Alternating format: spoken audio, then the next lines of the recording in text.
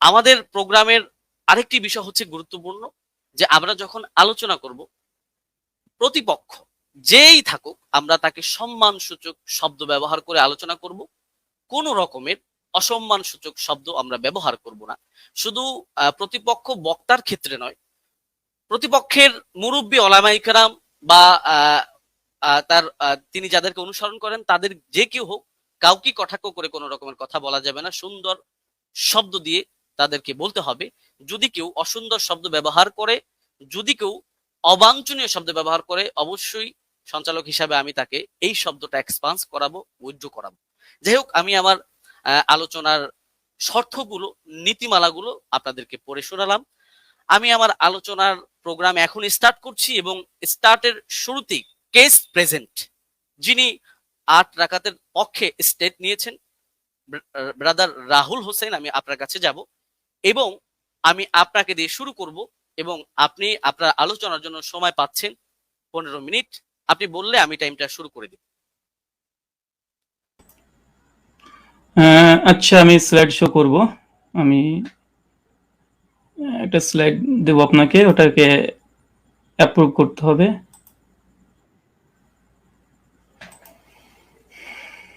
হ্যাঁ, প্রেজেন্টেশন 1 বলে একটা আছে।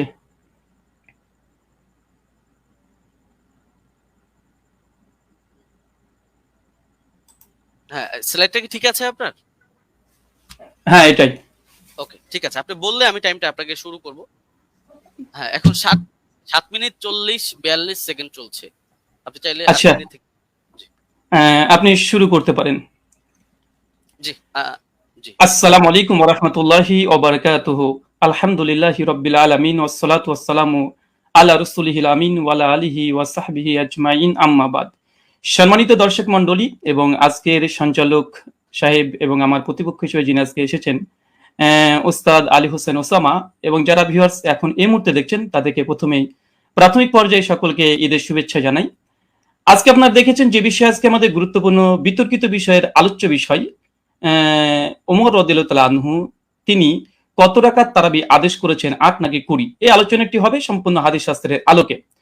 এই আলোচনাটি কেন? এই আলোচনা করার মূল কারণ বা মৌলিক কারণ হচ্ছে এটাই যে আহলে হাদিসদের উপরে একটা অভিযোগ আছে, প্রায় অভিযোগ করে থাকে যে আহলে হাদিসরা ওমর ইবনুল খাত্তাব রাদিয়াল্লাহু তাআলাকে মানে না, খুলাফা রাশিদিনকে মানে না। কারণ হিসেবে তারা পেশ করে যে ওমর বিন খাত্তাব তিনি 20 রাকাত তারাবির আদেশ করেছেন, অথচ আহলে হাদিসরা 8 রাকাত পরে মসজিদ থেকে পালিয়ে যায়। অনেকে এর জন্য এক ধাপ এগিয়ে আমাদেরকে বলে আমরা নাকি নামাজ চোর, আবার অনেকে এক ধাপ এগিয়ে তারা বলতেছে এইভাবে 8 রাকাত কোনো নামাজই নেই, 1284 হিজরির পূর্বে 8 রাকাত বলে কোনো আন্দোলন ছিল না। অনেক রকমের অভিযোগের স্তূপ আমাদের আহলুল হাদিসদের উপরে আছে। তাই আজকে এই আলোচনাটি খুব গুরুত্বপূর্ণ বিষয় এবং আপনারা সকলে মনটা খোলা রেখে, উদার রেখে আলোচনাটা শোনার চেষ্টা করবেন। আমরা কেউ একগোয়ামি কেউ আমরা করব না। তো চলুন আমাদের আলোচনার সূচনাতেই কয়েকটি বিষয় লক্ষ্য করতে হবে। প্রথম কথা, যে খোলাফা রাশিদিন রাদিয়াল্লাহু তাআলা আনহু তাদের যে মানার কথা স্বয়ং আল্লাহ নবী আলাইহিস সালাম তিনি বলে গেছেন। সুনান তিরমিজি হাদিস নম্বর 2676 আল্লাহ বলছেন, আমি দুনিয়া থেকে চলে যাওয়ার পরে তোমাদের মধ্যে অনেক ইখতিলাফুন কাসীরা, অনেক বড় বড় মতভেদ হবে। ফাআলাইকুম বিসুন্নতি ওয়া সুন্নাতি খুলাফায়ে রাশিদিন, আর সেই সময় তোমরা আমার সুন্নাতকে আঁকড়ে ধরবে, এক, আর দুই, সুন্নাতে খুলাফায়ে রাশিদিন, আর খলিফা যারা আছে তাদের সুন্নাতকে মেনে চলতে হবে। আর আমরা সকলে জানি ফারুক আজম ওমর ইবনুল খাত্তাব ইসলামের দ্বিতীয় খলিফা। আর এটা নিয়েই আমাদের দুই পক্ষেরই দাবি যে আসলে ওমর বিন খাত্তাব কত রাকাত তারাবি আদেশ করেছিলেন। চলুন এখানে 3 নম্বর বিষয়, আমরা অনেকে অবগত আছি যে আল্লাহ রাসূল আলাইহিস সালাম তিনি মাত্র 3 দিন তারাবি জামাত করেছিলেন, তারপর স্থগিত থেকে যায়। পরবর্তী সময়তে ওমর বিন খাত্তাব রাদিয়াল্লাহু তাআলা আনহু জামানাতে তিনি একদিন মসজিদ ভিজিট করে এসে দেখছেন যে মসজিদের মধ্যে মানুষ বিক্ষিপ্তভাবে নামাজে দাঁড়িয়ে আছে, নামাজ পড়ছে। এই কারণে ওমর বিন খাত্তাব রাদিয়াল্লাহু তাআলা আনহু উবাই বিন কাব, আপনার স্ক্রিনে দেখছেন সহিহ বুখারী হাদিস নম্বর 2010, এখানে উবাই বিন কাব রাদিয়াল্লাহু তাআলা আনহুকে তিনি তার নেতৃত্বে তিনি একটা তারাবি জামাত করে দিলেন। কিন্তু সহিহুল বুখারীর মধ্যে কত রাকাত এটা নেই, বরং জামাতের কথাটা এসেছে। এখন কত রাকাত এটা সহিহ বুখারীতে নেই, তার মানে কি হাদিস জগতে নেই? অবশ্যই আছে। চলুন কোথায় আছে আমরা একবার ঘুরে আসি। 8 রাকাতের পক্ষে হাদিস, আমাদের প্রথম হাদিস, এটা হচ্ছে মুয়াত্তা মালিক, আপনারা দেখতে পাচ্ছেন 251 নম্বর হাদিস, এবং বিভিন্ন প্রকাশনের ভিন্নতার কারণে হাদিস নাম্বার চেঞ্জ হয়ে যাবে। এখানে হাদিসটা পড়ার পূর্বে একটা কথা বলতে চাই, আজকে যে দলিল আমি পেশ করব ইনশাআল্লাহ সে দলিলের মধ্যে কোনো দুর্বলতা ইনশাআল্লাহ থাকবে না। জি, আমি ব্যক্তি রাহুলের ক্ষেত্রে অনেক দুর্বলতা থাকতে পারে, আরবি ইবারতে অনেক ভুল হতে পারে, কিন্তু ইনশাআল্লাহ যে দলিল দেব একদম পূর্ণিমার রাতের সূর্যের মতো চমৎকার, একদম চকচকে সূর্যের মতো চকচকে করবে, কোনো এখানে একটা কালিমা লেপন করার মতো ইনশাআল্লাহ আজকে এই দলিল উপর আক্রমণ কেউ করতে পারবে না। আর করলে আমরা আহলে হাদিসের পক্ষ থেকে আমি মজুদ আছি খণ্ডন করার জন্য ইনশাআল্লাহ। চলুন হাদিসের সনদ এবং মতন আমরা একবার দেখে আসি এবং আপনারা দেখছেন এখানে বলছেন, দেখেন, আন হাদাসানা মালিক আন মুহাম্মদ বিন ইউসুফ আন সাইব বিন ইয়াজিদ আন্নাহু কাল। এখানে সনদের প্রথম অংশ আমরা দেখে নিয়েছি। এরপর বলছে আমারা ওমর ইবনুল খাত্তাব উবাই বিন কাআবিন ওয়া তামিম আদ-দারি। তারপরে বলছে আই ইয়াকুমু লিন-নাসি বিইহদা আশারাতা রাকা। এখানে উমর বিন খাত্তাব রাদিয়াল্লাহু তাআলা আনহু তিনি বলছেন, তিনি আদেশ করছেন, আমারা ওমর বিন খাত্তাব তিনি আমর করছেন, আদেশ করছেন কাকে? উবাই বিন কাব আর তামিম আদ-দারিকে। কি আদেশ করছেন?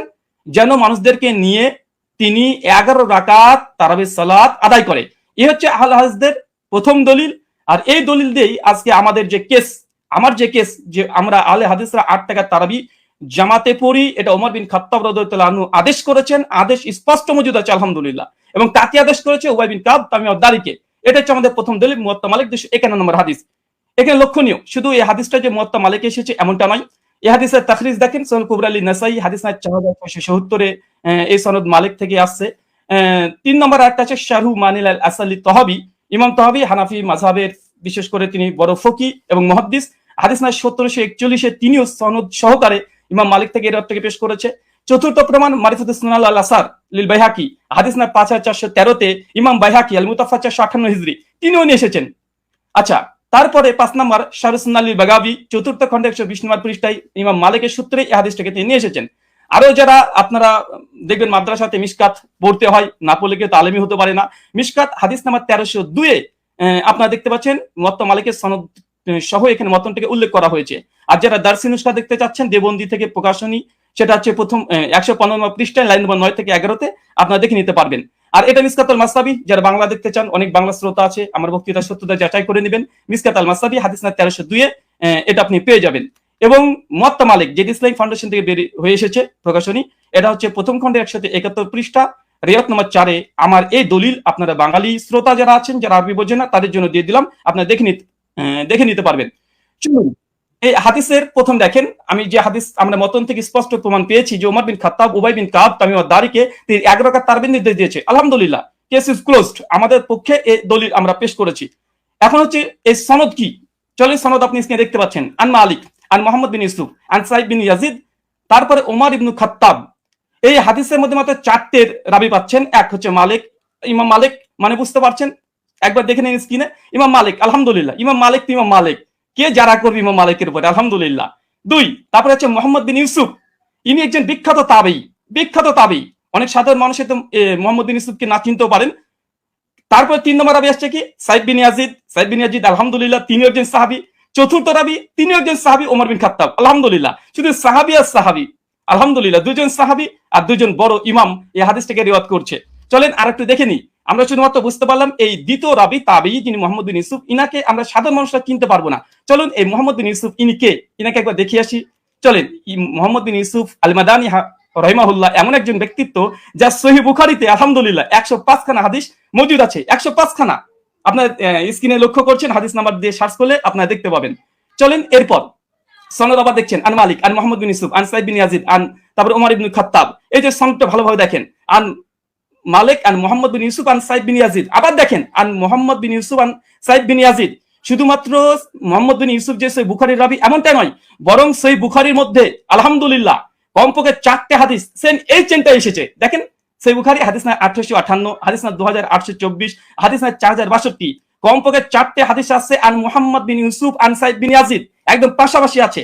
শুধু মুহাম্মদ বিন ইউসুফ যে শুধুমাত্র তিনি যে বুখারীর রাবি এমনটা নয়, বরং সেম চেন যেটা মুওয়াত্তা মালিকের 8 টাকাতে পক্ষে দলিল পেশ করেছি, একই চেন আলহামদুলিল্লাহ সহিহ বুখারীর মধ্যে মজুদ আছে কমপক্ষে 3টে।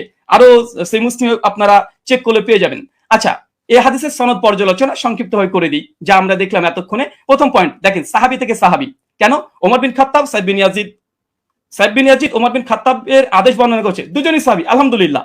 এটা মুহাদ্দিসদের ভাষাতে এই সনদকে বলা হয় সিলসিলাতুল জাহাব, মানে ইমাম মালিক তিনি হচ্ছে মুসান্নিফ গ্রন্থের, আর সাহাবী পর্যন্ত যেতে মাত্র একজন রাবী লেগেছে, মাত্র একজন, আর সে হচ্ছে মুহাম্মদ বিন ইউসুফ, যিনি সহিহ বুখারীর 105 খানা হাদিস বর্ণনা করেছেন। সহিহ মুসলিম আলহামদুলিল্লাহ আছে।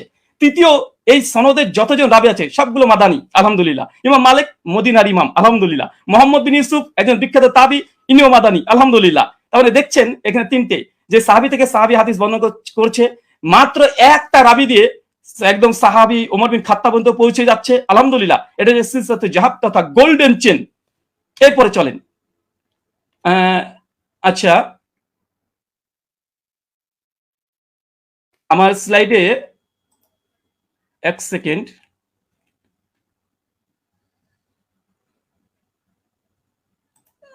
একটু থামতে হবে। আচ্ছা ঠিক আছে। আচ্ছা আমরা আমি এই কেসটা প্রেজেন্ট করলাম। এখন আলী হোসেন ওসামা হাফিজাহুল্লাহর কাছে আমার কিছু প্রশ্ন এই মুয়াত্তা মালিকের হাদিস নিয়ে। প্রথম প্রশ্ন, আলী হোসেন ওসামার কাছে 8খানা প্রশ্ন করব। প্রথম, ওমর ইবনুল খাত্তাব রাদিয়াল্লাহু তাআলা আনহু 20 রাকাত তারাবির নির্দেশ দিয়েছেন মর্মে এমন একটি সহিহ হাদিস উপস্থাপন করুন যেই সনদ হাদিস শাস্ত্রের আলোকে সহিহ হবে এবং মুত্তাসিল হবে, সনদে কোনো দুর্বল রাবি যেন না থাকে, আর সনদ যেন মাঝখান থেকে বিচ্ছিন্ন না হয়ে যায়, মানে কোনো ইনকেতা না থাকে। প্রশ্ন নম্বর 2, মুয়াত্তা মালিকের যে সনদ আমরা দেখিয়েছি, যেটা সিলসিলাতুল জাহাব মুহাদ্দিসদের পরিভাষা অনুযায়ী ওমর ইবনুল খাত্তাব রাদিয়াল্লাহু তাআলা 20 রাকাত তারাবির নির্দেশ দিয়েছে, পয়েন্ট টু বি নোটেড, 20 রাকাত নির্দেশ দিয়েছে মর্মে এমন একটি বর্ণনা পেশ করুন যার সনদ সিলসিলাতুল জাহাব এই মানে উত্তীর্ণ হয়েছে। প্রশ্ন নম্বর 3, মুয়াত্তা মালিকের বর্ণনায় সমস্ত রাবি হচ্ছে মাদানী এবং একজন রাবির ওপরে আলহামদুলিল্লাহ যারা নেই, কোনো অভিযোগ নেই। ওমর ইবনুল খাত্তাব রাদিয়াল্লাহু তাআলা আনহু 20 রাকাতের নির্দেশ দিয়েছেন মর্মে এমন একটি বর্ণনা পেশ করুন যার সনদে সমস্ত রাবি মাদানী এবং কোন রাবি। ব্রাদার প্লিজ একটু আমি আপনি কিন্তু 20 রাকাতের বিষয়ে কোশ্চেন করছেন, পরবর্তীতে কিন্তু এটা এখন কি আপনি কোশ্চেন গুলো করবেন নাকি পরবর্তীতে করবেন? আমি 8 রাকাত তারাবি, হ্যাঁ আমি প্রশ্ন কেস পেজে তো প্রশ্ন করা যায়, আমি তো তার হাদিস বা দলিল নিয়ে কোনো পর্যালোচনা করছি না। জি অবশ্যই। জি, মুয়াত্তা মালিকের যে বর্ণনা পেশ করেছি এটা সমস্ত কোন রাবির পরে সামান্য পরিমাণে জারা নেই। আমি এখানে প্রশ্ন, ওমর ইবনুল খাত্তাব রাদিয়াল্লাহু তাআলা থেকে এমন একটি 20 রাকাতের তারাবির দলিল আপনি পেশ করবেন যেখানে সমস্ত রাবি যতজন থাকবে তারপরে কোনো মানে দুর্বলতা থাকবে না, এমন একটা রিওয়ায়াত পেশ করবেন। প্রশ্ন নম্বর 4, মুয়াত্তা মালিকের 8 রাকাতের বর্ণনা সনদ বুখারী মুসলিমের শর্তে সহিহ, প্রত্যেক রাবি বুখারী মুসলিমে, যেটা একটু আগে আপনাদেরকে আমি দেখিয়েছি। ঠিক ওমর ইবনুল খাত্তাব রাদিয়াল্লাহু তাআলা আনহু 20 রাকাত তারাবির নির্দেশ দিয়েছেন মর্মে এমন একটি বর্ণনা পেশ করুন যেটা বুখারী মুসলিমের শর্তে উত্তীর্ণ হয়েছে। প্রশ্ন নম্বর 5, মুয়াত্তা মালিকের ডজন ডজন ব্যাখ্যা গ্রন্থ পৃথিবীতে বিদ্যমান আছে। মুয়াত্তা মালিকের একজন গ্রহণযোগ্য মুহাদ্দিসের অভিমত পেশ করুন যিনি মুয়াত্তা মালিকের 8 রাকাত হাদিসের ব্যাখ্যায় এটাকে মুজতারিব বা ইস্তেরাব আছে বলে প্রত্যাখ্যান করেছে। কেন আমরা দেখি যে দেওবন্দি ওলামারা এবং বেরলভী ওলামারা, বিশেষ করে হানাফি ওলামারা, তারা এই 8 রাকাতের এই দলিলকে তারা ইস্তেরাব বা মুজতারিব বলে বাতিল করার চেষ্টা করে। এখানে আমার একটা প্রশ্ন থাকবে, মুয়াত্তা মালিকের অনেকগুলো ব্যাখ্যা গ্রন্থ আছে, একজন গ্রহণযোগ্য মুহাদ্দিসদের মত দেবেন যে এই হাদিসটাকে ইতিপূর্বে তারা ইস্তেরাবের দাবি করে বাতিল করেছে। আব্দুল বার রাহিমাহুল্লাহ ওয়াহম নাই ইস্তেরাব। আচ্ছা প্রশ্ন নম্বর 6, দেওবন্দি মাদ্রাসা প্রতিষ্ঠা হবার আগে কিংবা 1284 হিজরির আগে এই হাদিসকে মুস্তারিব বলেছেন এমন একজন মুহাদ্দিসের অভিমত পেশ করুন। প্রশ্ন নম্বর 7, সহিহ সনদে প্রমাণিত আছে উবাই বিন কাব রাদিয়াল্লাহু তাআলা আনহু তিনি এবং তামিম আদ-দারি তিনি 8 রাকাত তারাবি পড়েছেন। আমার প্রশ্ন, ওমর রাদিয়াল্লাহু তাআলা যদি 20 রাকাত তারাবির নির্দেশ দিয়ে থাকেন তাহলে উবাই বিন কাব এবং তামিম আদ-দারি কি ওমর ইবনুল খাত্তাব রাদিয়াল্লাহু তাআলার নির্দেশ অমান্য করেছেন? প্রশ্ন নম্বর 8, শাস্ত্রের আলোকে ইস্তেরাবের সংজ্ঞা এবং শর্ত পেশ করবেন এবং সেই শর্ত অনুযায়ী এই হাদিসকে মুস্তারিব প্রমাণ করার চেষ্টা করবেন। কারণ আমরা ইতিপূর্বে আপনাদের অনেককে দেখেছি যে বারবার আমাদের দলিলকে ইস্তেরাব বলে বাতিল করে দেওয়ার চেষ্টা করা হয়। চলেন আমরা হাদিসের আবার প্রথম অংশে আপনাদেরকে আমরা নিয়ে যাব, যেখান থেকে আপনারা বুঝতে পারবেন। আমরা হাদিসটাকে আবার আপনাদেরকে দেখিয়ে দিই আপনাদের সুবিধার জন্য। আমাদের প্রথম যে দলিল আমরা পেশ করেছিলাম এ হচ্ছে মুয়াত্তা মালিকের হাদিস, আর এই মুয়াত্তা মালিকের হাদিস অনেকগুলো গ্রন্থে এসেছে, পরপর আপনাদেরকে আমি দেখিয়ে দিয়েছি, এখান থেকে অনেকগুলো গ্রন্থ থেকে দেখিয়ে দিয়েছি। আমি জাস্ট একটা দলিল আমি পেশ করেছি, আর এই একটা দলিলের উপরে আমি অটল থাকবো। এই একটা দলিলে, এই দলিল যতক্ষণ খণ্ডন না আসবে ততক্ষণ দ্বিতীয় দলিল দিয়ে এই আলোচনাকে আমি মাছের বাজার করতে চাই না। তাই এই সনদটাকে বারবার দেখবেন, আন মালিক আন মুহাম্মদ বিন ইউসুফ আন সাইদ বিন ইয়াজিদ, তারপর ওমর ইবনুল খাত্তাব। মাত্র ইমাম মালিক তো ইমাম মালিক রাহিমাহুল্লাহ আলহামদুলিল্লাহ, মুহাম্মদ বিন ইউসুফ তিনি একজন বিখ্যাত তাবী যার 105খানা হাদিস আছে। আর সাইদ বিন ইয়াজিদ ইনিও স্বয়ং আল্লাহ রাসূলের সঙ্গে হজ করেছেন, যেটা সহিহ বুখারী 1858 প্রমাণিত পাওয়া যায়। আর ওমর ইবনুল খাত্তাব, আমি জাস্ট এই একটা দলিলের উপরে আপনাদের সামনে উপস্থাপন করেছি এবং হাদিসের শব্দ আমার ওমর ইবনুল খাত্তাব, ওমর বিন খাত্তাব আদেশ দিয়েছেন, একদম আদেশ শব্দ মজুদ আছে। কাকে আদেশ দিয়েছেন? উবাই বিন কাবকে। আর কাকে? তামিম আদ-দারিকে। কত রাকাত? বিহিদা আশারাতা রাকা, 11 রাকাতের নির্দেশ দিয়েছে। স্পষ্টভাবে আমাদের এই দলিলে আমার যা কেস বা আমাদের আহলুল হাদিসদের যে দাবি তার পক্ষে জাস্ট একটা দলিল, ইনশাআল্লাহ যদি সম্ভব হয় দলিলকে যদি খণ্ডন করে ইনশাআল্লাহ তারপরে আমাদের দ্বিতীয় দলিল আমরা পেশ করব। কেননা আলোচনার মধ্যে অনেক বেশি দলিল দিয়ে গেলে, কারণ আমাদের আলোচনা যেহেতু এখানে পর্যালোচনা, এটা ডিবেট নয়। ডিবেট হলে আমি অনেক কিছু করতে পারতাম, কিন্তু আমি যেহেতু ওস্তাদজির সঙ্গে একমত হয়ে এসেছি তাই আমি তেমন কিছু মানে অনেক কথাই বলার ইচ্ছা থাকলে আমি বলবো না এখানে, কারণ আমি শেখকে বা ওস্তাদকে আমি অনেক সম্মান দিই এবং ভালোবাসা তার প্রতি আমার অনেকগুলো আছে।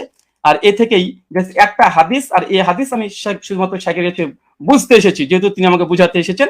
আর পর্যালোচনা যেহেতু এটা ডিবেট নয়, তার জন্য আমার এই একটা হাদিস যে দাবির পক্ষে আমরা আহলুল হাদিসরা 8 টাকা তারাবি পড়ি এবং এই হাদিসের মান আমাদের নিকটে সহি, এবং আমাদের কাছ থেকে 8খানা প্রশ্ন আমরা উপস্থাপন করেছি 20 টাকাতের পক্ষে। এই 20 টাকাতের যদি এই প্রশ্নের জবাব যদি দিয়ে দেয়, আলহামদুলিল্লাহ আমি লিখিতভাবে শুধু এরকম না, ঘোষণা দিয়ে আমি ঘোষণা করে দেব যে জাস্ট আমি যে কথা বলেছি আমি কথা থেকে ফিরে আসছি। 8 টাকার তারাবি ওমর বিন খাত্তাব আদেশ দেয়নি, মূলত 20 টাকা দিয়েছে। আমি প্রত্যাবর্তন করব, আমি স্ট্রিমে ঘোষণা করলাম। এখনো 3টে পর্ব আছে এবং আমি এরপরে অটল থাকবো। জি, শুকরিয়া, জাযাকাল্লাহ খায়রান, বারাকাল্লাহ ফিকুম, ওয়ামা আলাইনা ইল্লাল বালাগ। জি ব্রাদার রাহুল হোসেন, আপনি শেষ করেছেন। প্লিজ একটু ইয়াটা ঠিক হবে। হ্যাঁ, আপনি শেষ করেছেন এবং আপনি 1 মিনিট আগে শেষ করেছেন, চাইলে আপনি 2 মিনিট ব্যবহার করতে পারতেন। যাই হোক, আমি চলে যাব যিনি 20 রাকাতের পক্ষে দলিল পেশ করবেন, আমাদের পরিচিত ব্যক্তি শেখ মুফতি আলী হাসান ওসামা। আমি আপনার কাছে যাব এবং আপনি বললে আমি টাইমটা শুরু করে দিব। আপনার টাইমটা আপনি বলবেন। জি, এখন 22 মিনিট 45 সেকেন্ড চলছে। আপনি মিউট আছেন।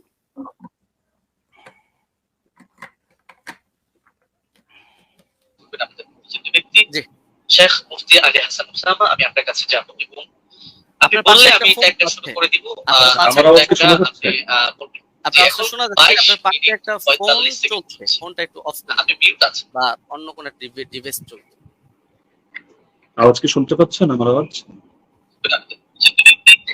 শেখ মুফতি আলী হাসান ওসামা, আমি আপনার কাছে যাব এবং আপনি বললে আমি। আপনি কি শুনতে পাচ্ছেন আমাদের? এখন আপনাকে শোনা যাচ্ছে। আপনাকে এখন শোনা যাচ্ছে। জি, ধন্যবাদ। শুরু করতে পারেন। জি, শুরু করতে পারেন। হ্যাঁ, 23 মিনিট 40 সেকেন্ড থেকে আপনি স্টার্ট। জি,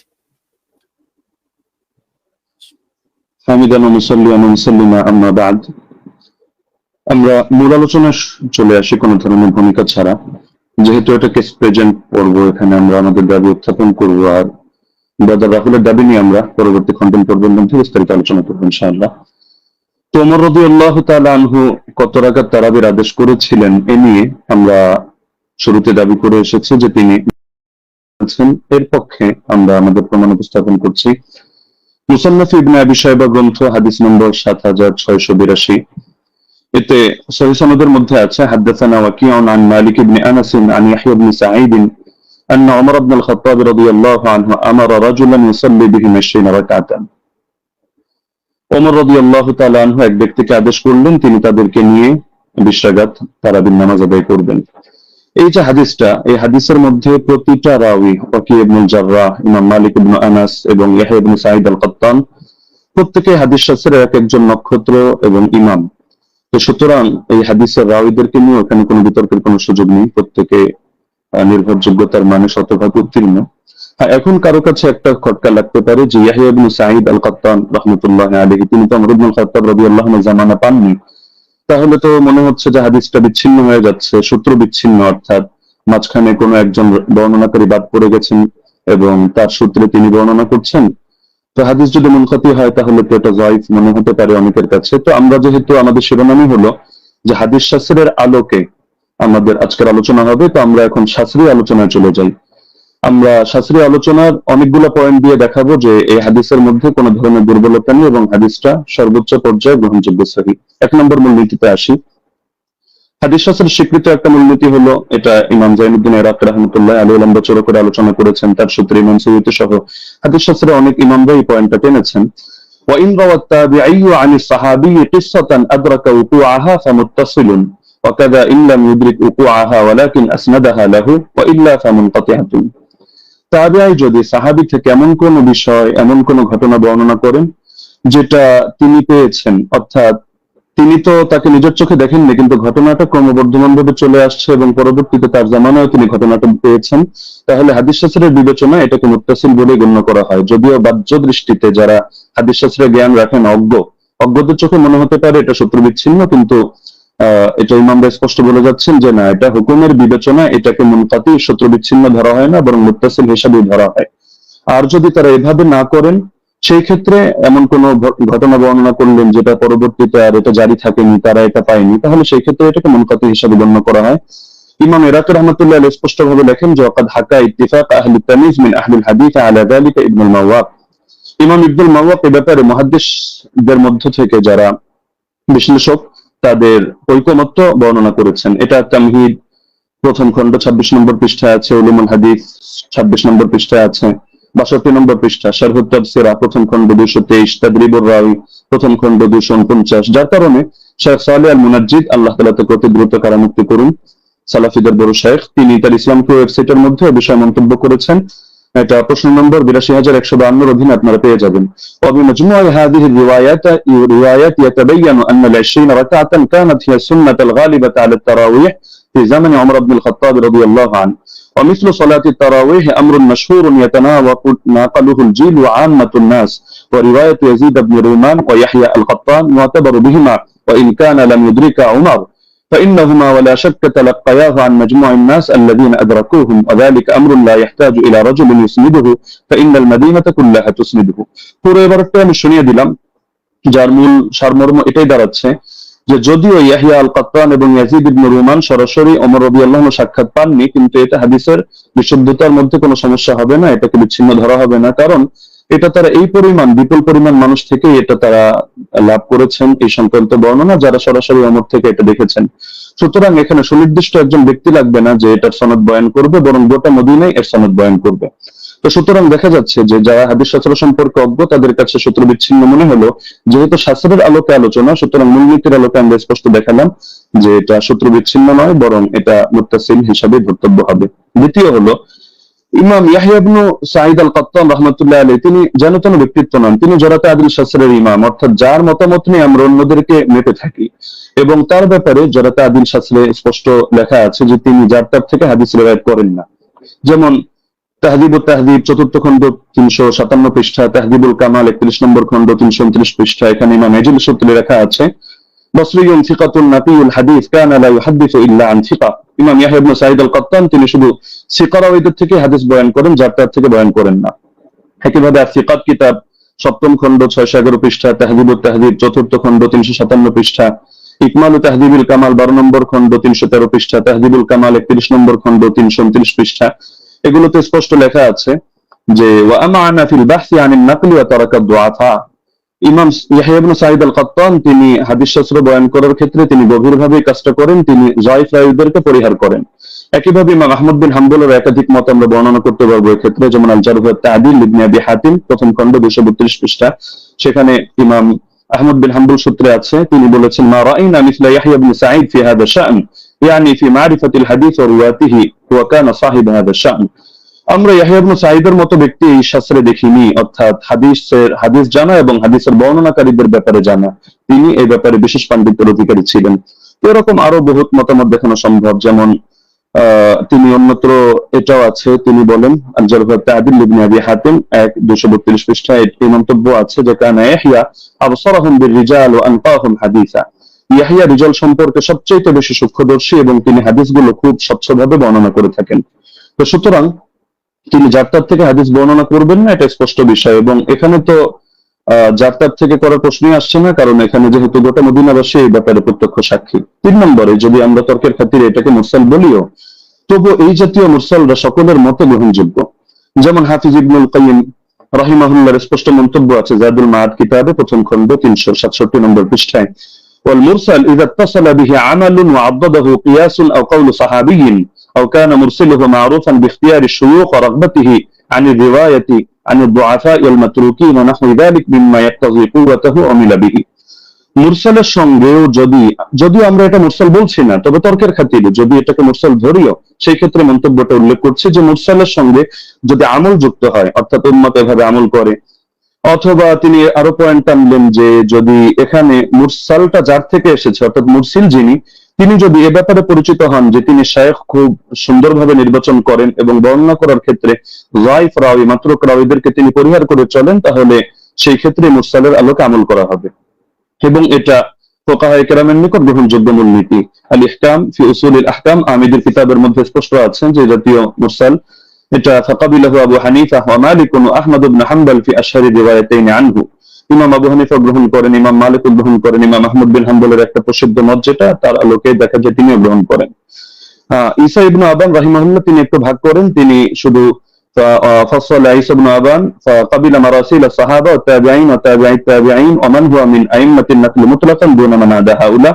তিনি সাহাবীদের মুরসাল গ্রহণ করেন, তাবেঈদেরটা করেন, তাবেঈদেরটা করেন, এবং যারা হাদিস শাস্ত্রের ইমাম তাদেরটা করেন, অন্যদেরটা করেন না। এটা মেনে নিলেও সমস্যা নেই, কারণ ইমাম ইয়াহইয়া আল কাত্তান তিনি হাদিস শাস্ত্রের ইমাম, আর তিনি যে ক্যাটাগরি বর্ণনা করেছেন এই ক্যাটাগরির মধ্যে আছেন। আর ইমাম শাফিঈর মত প্রসিদ্ধ, এটা আল ইহকাম কিতাবের মধ্যে আছে, একইভাবে নুজহাতুন নাজার ফি তাওদীহ নুখবাতিল ফিকার সেখানেও আছে। ইমাম শাফিঈ রাহমাতুল্লাহ আলাইহি বক্তব্যের মধ্যে স্পষ্ট দেখা যাচ্ছে যে তিনি বলেছেন যে মুরসাল যদি সাহাবীর মুরসাল হয় তাহলে তো গ্রহণযোগ্য, আর যদি এমন মুরসাল হয় আও মুরসালান قد اسنده غير مرسله او ارسله راو اخر يروي عن غير شيوخ الاول او عضده قول صحابي او قول اكثر اهل العلم او ان يكون المرسل قد عرف من حاله انه لا يرسل عمن فيه علة من جهالة أو غيرها كمراسيل ابن المسيب فهو مقبول وإلا فلا، ووافقه على ذلك أكثر أصحابه والقاضي أبو بكر وجماعة من الفقهاء। ইমাম শাফিঈ রাহিমাহুল্লাহর মন্তব্য হচ্ছে যদি সাহাবীর মুরসাল না হয় এমন মুরসাল হয় যে মুরসালের সঙ্গে কিছু বিষয় যুক্ত থাকে, যেমন তিনি একটা উদাহরণ দিয়েছেন, যদি অধিকাংশ আহলে ইলমের বক্তব্য এর পক্ষে সমর্থন যোগায়, অর্থাৎ তারাও এই মত পোষণ করেন। অথবা মুরসিলের গুণ হলো তিনি যাত্রার থেকে ইরসাল করেন না, বরং তিনি এমন কারো থেকে ইরসাল করা থেকে নিজেকে বিরত রাখেন যার মধ্যে কোনো দোষ আছে, সে মাজহুলি হোক, সে অন্য কোনো দোষে দোষী হোক, যেমন ইমাম সাঈদ ইবনে মুসাইয়্যিব রাহমাতুল্লাহ আলাইহি, এগুলো তিনি গ্রহণ করে নেন। এটা আল ইহকাম আহমেদি কিতাবের মধ্যে আছে। একইভাবে ইমাম নাবাবী তার আল মাজমু' শারহুল মুহাদ্দাবের 6 নম্বর খণ্ড 206 নম্বর পৃষ্ঠায় এটা বলেছেন, ইহতাজ্জু শাফিঈ বিল মুরসাল ইযা তাদাদা أحد أربعة أمور إما حديث مسند وإما مرسل من طريق آخر وإما قول صحابي وإما قول أكثر العلماء। তো সময় যেহেতু কম আমরা সব রেফারেন্স টানছি না, আর কয়েকটা কিতাবের হাওয়ালা দিয়ে দিচ্ছি। উসুলুল বাজদাওয়ী 171 নম্বর পৃষ্ঠা, আল মানসুর লিজারকাশি শারহুল উমদা ইবনে তাইমিয়া তাহযীব সুনান আবি দাউদ ইত্যাদি কিতাবের মধ্যে এই ব্যাপারে আলোচনা আছে। এবার আসি আমরা যদি সালাফি সাহেবদের মূলনীতিও মেনে নিই, যেমন শাইখ আলবানী রাহিমাহুল্লাহকে এক্ষেত্রে আমরা উদাহরণ হিসেবে রাখতে পারি। তো শাইখ আলবানী রাহিমাহুল্লাহ প্রসিদ্ধ কিতাব সিলসিলাতুল আহাদিস সহিহা, এটা তো সকলের নিকটে পরিচিত। এখান থেকে 1422 নম্বর বর্ণনাটা আমি খুলে দেখার অনুরোধ করব, সেখানে দেখতে পাবেন আপনারা খুললে যে তিনি যে হাদিসটা বর্ণনা করেছেন একটা মুরসাল হাদিস, কিন্তু তিনি এটার ব্যাপারে মন্তব্য করছেন যে হাযা ইসনাদুল হাসান, এটা একটা হাসান সনদ, তবে ইল্লা আন্নাহু মুনকাতিউন বাইনা সুলাইমান ওয়া ইবনে আমর, তবে এটা সূত্র বিচ্ছিন্ন, মুনকাতি, তার মাঝে রাওয়ী সুলাইমান এবং রাওয়ী ইবনে আমরের মাঝে এখানে ইনকিতা আছে, সূত্র বিচ্ছিন্নতা আছে, কোন একজন বাদ পড়ে গেছে। তবে এটার পক্ষে এই তিনি একটা মুরসাল রিওয়ায়াত করে এর পক্ষে একটা যায়িফ হাদিস এনেছেন, যায়িফ রিওয়ায়াত, সেটা এনে তিনি মন্তব্য করছেন যে লাকিনাল হাদিসা বিমাজমু'i তারিকাইনি হাসানুন, এই দুটো যায়িফ মিলে এটা হাসান হয়ে গিয়েছে, অর্থাৎ একটা মুরসাল আর একটা যায়িফ। তো মুরসালের পক্ষে তিনি যায়িফ হাদিস পেয়েও এটাকে হাসান হিসাবে সাব্যস্ত করে ফেলেছেন এবং শেষে মন্তব্য করেছেন ফামিসলুহু ইউস্তাশহাদু বিহি, এই ধরনের বর্ণনা দ্বারা এটা দলিল প্রদান করা যায়। ফাল হাদিসু বিহি সহিহুন ইনশাআল্লাহ তাআলা, এর দ্বারা হাদিসটা সহিহ হিসাবে সাব্যস্ত হবে ইনশাআল্লাহ তাআলা। তো শাইখ আলবানী রাহিমাহুল্লাহ এক্ষেত্রে যে কাজটা করলেন, আমরা তো এর চেয়ে আরো মজবুত কাজ করলাম, তিনি একেবারে একটা যায়িফ হাদিস এনে মুনকাতি একটা রিওয়ায়াতকে তিনি হাসান সনদ সাব্যস্ত করে হাদিসটাকে দলিলযোগ্য এবং সহিহ সাব্যস্ত করে ফেললেন। তো এই ব্যাপারে তো আর কোনো কিছু বলার অপেক্ষা রাখে না। তারপর চতুর্থ বিষয় হলো সব ধারার ইমামগণই মেনে নিয়েছেন যে ওমর রাদিয়াল্লাহু আনহু বিশ্বাগার তারাবির আদেশ করেছেন। যেমন আমরা উদাহরণ হিসেবে ইমাম শাফিঈকে আনতে পারি 1 নম্বরে কিতাবুল 1 নম্বর খন্ড 167 পৃষ্ঠা, মুখতাসারুল মুজানি 34 নম্বর পৃষ্ঠা। তিনি স্পষ্ট বলেছেন, ওয়াহাব্বু ইলাইয়া 20 লিআন্নাহু রুইয়া আন উমর, আমার নিকট বেশি অধিক পছন্দনীয় কারণ এটা ওমর থেকে বর্ণিত হয়েছে। ইমাম তিরমিজি রাহমাতুল্লাহ আলাইহি সুনানে তিরমিজি হাদিস নম্বর 106 দ্বিতীয় খন্ড 158 নম্বর পৃষ্ঠা এখানেও আছে, ওয়া আকসারু আহলিল ইলমি আলা মা রুইয়া আন উমর ওয়া আলী ওয়া গায়রিহিমা মিন আসহাবিন নবী সাল্লাল্লাহু আলাইহি ওয়াসাল্লাম 20 রাকাতান। অধিকাংশ আহলে ইলম এই মতে পোষণ করেন যে তারাবি 20 রাকাত। কেন? কারণ এটা ওমর থেকে, আলী থেকে এবং নবীর অন্যান্য সাহাবীদের থেকে রাদিয়াল্লাহু আনহুম বর্ণিত হয়েছে। শেখ বিন বাজ রাহমাতুল্লাহ আলাইহি সালাফিদের গ্রহণযোগ্য ব্যক্তিত্ব, আমরা মহব্বত করি। তিনি বলেন মাজমুউল ফাতাওয়া 11 নম্বর খন্ড 322 নম্বর পৃষ্ঠা, ওয়া সাবাতা আনহুম আন্নাহুম সাল্লু বিআমরিহি 23, তাদের থেকে প্রমাণিত রয়েছে যে তারা ওমরের আদেশে তারা 23 রাকাত নামাজ আদায় করেছেন। শেখ সালেহ আল মুনাজ্জিদ তিনি বলেন, যা আল আমরু আন ওমর আব্দুল খাত্তাব রাদিয়াল্লাহু আনহু বিসালাতিল 20 রাকাতান, ওমর রাদিয়াল্লাহু আনহু থেকে 20 রাকাতের ব্যাপারে আদেশ এসেছে। তো সালাফি শাইখ হয়ে তারা বিষয়টা মেনে নিয়েছেন। তো এরপর পক্ষে আরো কিছু প্রাসঙ্গিক বর্ণনা আছে, যেটা শেখ সালেহ আল মুনাজ্জিদ তার islamkio.com এর মধ্যে অন্যান্য বর্ণনাগুলো এর পক্ষে প্রমাণ হিসেবে নিয়ে এসেছেন। সাইদ বিন ইয়াজিদের বর্ণনা, অন্যান্য বর্ণনা, সেটা আমরা আপাতত টানছি না, সেটা পরবর্তী আলোচনার মধ্যে আমরা আনবো। হ্যাঁ, লাস্ট যে পয়েন্টটা আমি বলবো, যে আমরা তো স্পষ্টভাবে দেখালাম যে এর সনদের মধ্যেও দুর্বলতা নেই, মতনের মধ্যেও দুর্বলতা নেই। আর ইমামরা তো স্পষ্টভাবে বলে গিয়েছেন, যেমন খতিব বাগদাদি রাহমাতুল্লাহ আলাইহি এবং হাফিজ ইবনুল কাইয়িম রাহিমাহুল্লাহ বলে গিয়েছেন, কোন হাদিসের উপর যদি উম্মতের আমল থাকে, আল ফাকিহ আল মুতাফাক্কি 1 নম্বর খন্ড 473 পৃষ্ঠা, আর রূহ 21 নম্বর পৃষ্ঠা, তাহলে সেই হাদিসটা অবশ্যই গ্রহণযোগ্য হবে। এক্ষেত্রে আরো স্পষ্ট বক্তব্য আমরা ইমাম সুয়ুতিটা উল্লেখ করি। তিনি তাদরিবুর রাওয়ী কিতাবের মধ্যে এনেছেন 34 নম্বর পৃষ্ঠা, ইহকামুল হাদিস বিসিহহা, হাদিসের ব্যাপারে সহিহ হওয়ার হুকুম দেওয়া হবে ইযা তালাক্কাহুন নাসু বিল কবুল, যখন উম্মত সেটাকে কবুল করে নিবে এবং সেটা গ্রহণ করবে। ওয়া ইল্লাম ইয়াকুন লাহু ইসনাদুন সহিহ, এমনকি যদি তার সহিহ সনদ নাও থাকে তবুও হাদিসটা গ্রহণযোগ্য হবে। এমনকি হাফিজ ইবনে হাজার আসকালানী রাহমাতুল্লাহ আলাইহি আন-নুকাত আলা কিতাব মুকদ্দিমাত ইবনে সালার মধ্যে স্পষ্ট এনেছেন। এটা আপনারা আন-নুকাত আলা কিতাব ইবনে সালার মধ্যে প্রথম খন্ড 494 495 পৃষ্ঠায় পাবেন যে মিন জুমলাতি সিফাতুল কবুল আল্লাতী লাম ইয়াতাআররাজ লাহা শাইখুনা ইয়াকসিদু জাইনাদ্দিন আল-ইরাকি আন ইয়াত্তাফিকা আল-উলামা আলা আল-আমাল বিমাদলুল হাদিস ফাইন্নাহু ইউকবালু হাত্তা ইয়াজিব আল-আমালু বিহি ওয়া ক্বাদ সাররাহা বিযালিকা জামাআতুন মিন আইম্মাতিল উসুল। হাদিস গ্রহণযোগ্য হয় যে সমস্ত গুণের কারণে, অন্যতম একটা গুণ হলো যে আলেমরা এই হাদিসের বক্তব্যের আলোকে আমল করার ব্যাপারে একমত হয়ে যান। তো এরকম যদি হয় তাহলে সেই হাদিসটা অবশ্যই কবুল হয় এবং তার দ্বারা আমল করা আবশ্যক হয়ে যায়। এটা হাদিসের মূলনীতি সংক্রান্ত আলোচনা যারা করেছেন যে ইমামরা, তারা স্পষ্টভাবে এই ব্যাপারে বক্তব্য দিয়েছেন। তো এটা হাফিজ ইবনে হাজার আসকালানী রাহমাতুল্লাহির বক্তব্য। তো আলোচনা আরো দীর্ঘ করা যেত, বাকি সময় যেহেতু সংক্ষিপ্ত, আমরা যে পয়েন্টগুলো টানলাম, তো ব্রাদার রাহুলের মধ্যে থেকে কোনো একটা পয়েন্ট টেনে তিনি যদি দেখাতে পারেন যে না, এই শাস্ত্রের এই মূলনীতিগুলো ভুল বা এর আলোকে এটা প্রমাণিত হয় না, তাহলে আমরা তার প্রতি কৃতজ্ঞ থাকবো যে হাদিস শাস্ত্রের নতুন আরেকটা জিনিস অ্যাড হলো। তো সুতরাং আমরা শাস্ত্রের আলোকে দেখিয়ে দিলাম যে না, ইমাম ওমর রাদিয়াল্লাহু তাআলা আনহু তিনি 20 রাকাত তারাবির আদেশ করেছেন। জাযাকুমুল্লাহু খাইরান। জি, আপনাকে অনেক অনেক ধন্যবাদ মুফতি আলী হাসান ওসামা, আপনি যথাসময় শেষ করেছেন। বাদ বাকি আমি এখানেও বলে দিই যে 10 সেকেন্ড আমাদের কস হয়েছে, 10 সেকেন্ড ওসামা সাহেব বেশি পেয়েছেন। বাদ বাকি আমাদের এটা নিয়ে কোনো সে নেই আশা করি। যাই হোক, আমরা এখন যাব খণ্ডন পর্বে, এবং খণ্ডন পর্বে প্রথম 15 মিনিট আলোচনা করবেন মুহতারাম ব্রাদার রাহুল হোসেন, এবং আমি আপনার কাছে যাব, আপনি বললে আমি আপনার টাইমটা শুরু করব। আপনি মিউট হয়ে আছেন। জি, একটা স্লাইড আমি পাঠিয়েছি, এটা শো করতে হবে। স্লাইড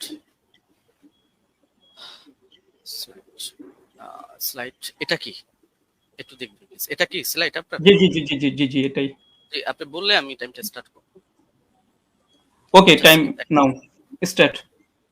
জি, 40 মিনিট। আলহামদুলিল্লাহ, সমস্ত ইনশাআল্লাহ সুবহানাহু ওয়া তাআলার জন্য আমাদের প্রথম পর্ব শেষ হয়েছে। তো মূল বিষয় হচ্ছে, এতক্ষণ আপনারা দেখলেন যে আমাদের উস্তাদজি তিনি তার প্রেজেন্টেশনে 20 রাকাত তারাবির পক্ষে তিনি দলিল উপস্থাপন করেছেন। তবে আমি হতাশ এই জন্য হয়েছি যে 8 রাকাতের পক্ষে আমরা যে হাদিসটা পেশ করেছি মুওয়াত্তা মালিক থেকে, মাত্র 4টে সনদের মধ্যে না কোনো দুর্বলতা আছে, না সনদের মধ্যে কোনো রাবির উপরে আপত্তি আছে, না সনদের মধ্যে কোনো ইনকিতা সূত্র বিচ্ছিন্ন হয়েছে। এবং আমি ওস্তাদজিকে আমার 8টা প্রশ্নের মধ্যে 5 নম্বর প্রশ্ন ছিল এইটা, যে এমন একটি দলিল পেশ করবেন যেখানে সূত্র কোনো ছিন্ন হয়নি, বিচ্ছিন্ন হয়নি, ইনকেতা নেই, সনের মধ্যে কোনো মুনকাতি কোনো সনদ পেশ করবেন না। দুর্ভাগ্যজনক হলে সত্য কথা, আজকে তিনি প্রথম যে দলিলটা পেশ করেছেন, তিনি একটা মুনকাতি একটা দলিল পেশ করেছেন, সূত্র বিচ্ছিন্ন একটা দলিল পেশ করেছেন। এবং এখানে ইয়াহিয়া সাইদ আল কাত্তান থেকে যে রাত পেশ করেছে মুসান্নাফ ইবনে আবি শাইবা থেকে আপনারা দেখেছেন। তো এখানে মুসান্নাফ ইবনে আবি শাইবাতে ইয়াহিয়া সাইদ আল কাত্তান তিনি দাবি করছেন বা বলছেন ইবনে ইয়াজিদ থেকে যে ওমর রাদিয়াল্লাহু তাআলা জামানায় 20 টাকা তারাবির আদেশ দিয়েছে। আমার প্রশ্ন আবারও 9 নম্বর প্রশ্ন একটা যোগ হয়ে গেল, কাকে আদেশ করেছে, কাকে নাম বলতে হবে। মুয়াত্তা মালিকের রিওয়ায়াতে পরিষ্কার ভাবে আছে কাকে আদেশ করেছিলেন। 8 টাকাতের পক্ষে ওমর বিন খাত্তাব, সেটা হচ্ছে উবাই বিন কাব আর তামিম আদ-দারিকে। উস্তাদজি যে 20 রাকাতের আদেশের ওমর বিন খাত্তাব থেকে নিয়ে এসেছে, প্রথমটা সনদটা ইনকেতা আছে, সূত্র বিচ্ছিন্ন। ওমর বিন খাত্তাবের রাদিয়াল্লাহু তাআলা জামানা পর্যন্ত ইয়াহিয়া সাইদ আল কাত্তান পান নাই। আর দ্বিতীয়ত এই হাদিসের মধ্যে আমার দ্বিতীয় একটা প্রথম আর একটা প্রশ্ন যুক্ত হয়ে যায় যে এখানে কাকে নির্দেশ দিয়েছে, কোন সাহাবীকে, সাহাবীর নাম বলতে হবে। এই পয়েন্টটাকে নোট করে আমি রিবাটল সেশনে উস্তাদজির কাছে জবাব আমি আশা করছি। আমি অবাক হয়েছি, দ্বিতীয় অবাক হচ্ছে এটা যে আমার উস্তাদজি তিনি হাদিসটা মুরসাল হকে অস্বীকার করলেন এবং তিনি সঙ্গে সঙ্গে কথা বললেন যারা মুরসাল বলে তারা নাকি জ্ঞান পাপী বা জ্ঞান অল্প স্বল্প বুদ্ধি যারা আছে তারাই নাকি এই হাদিসটাকে ইনকেতা বলে। চলেন এই হাদিসের প্রথমত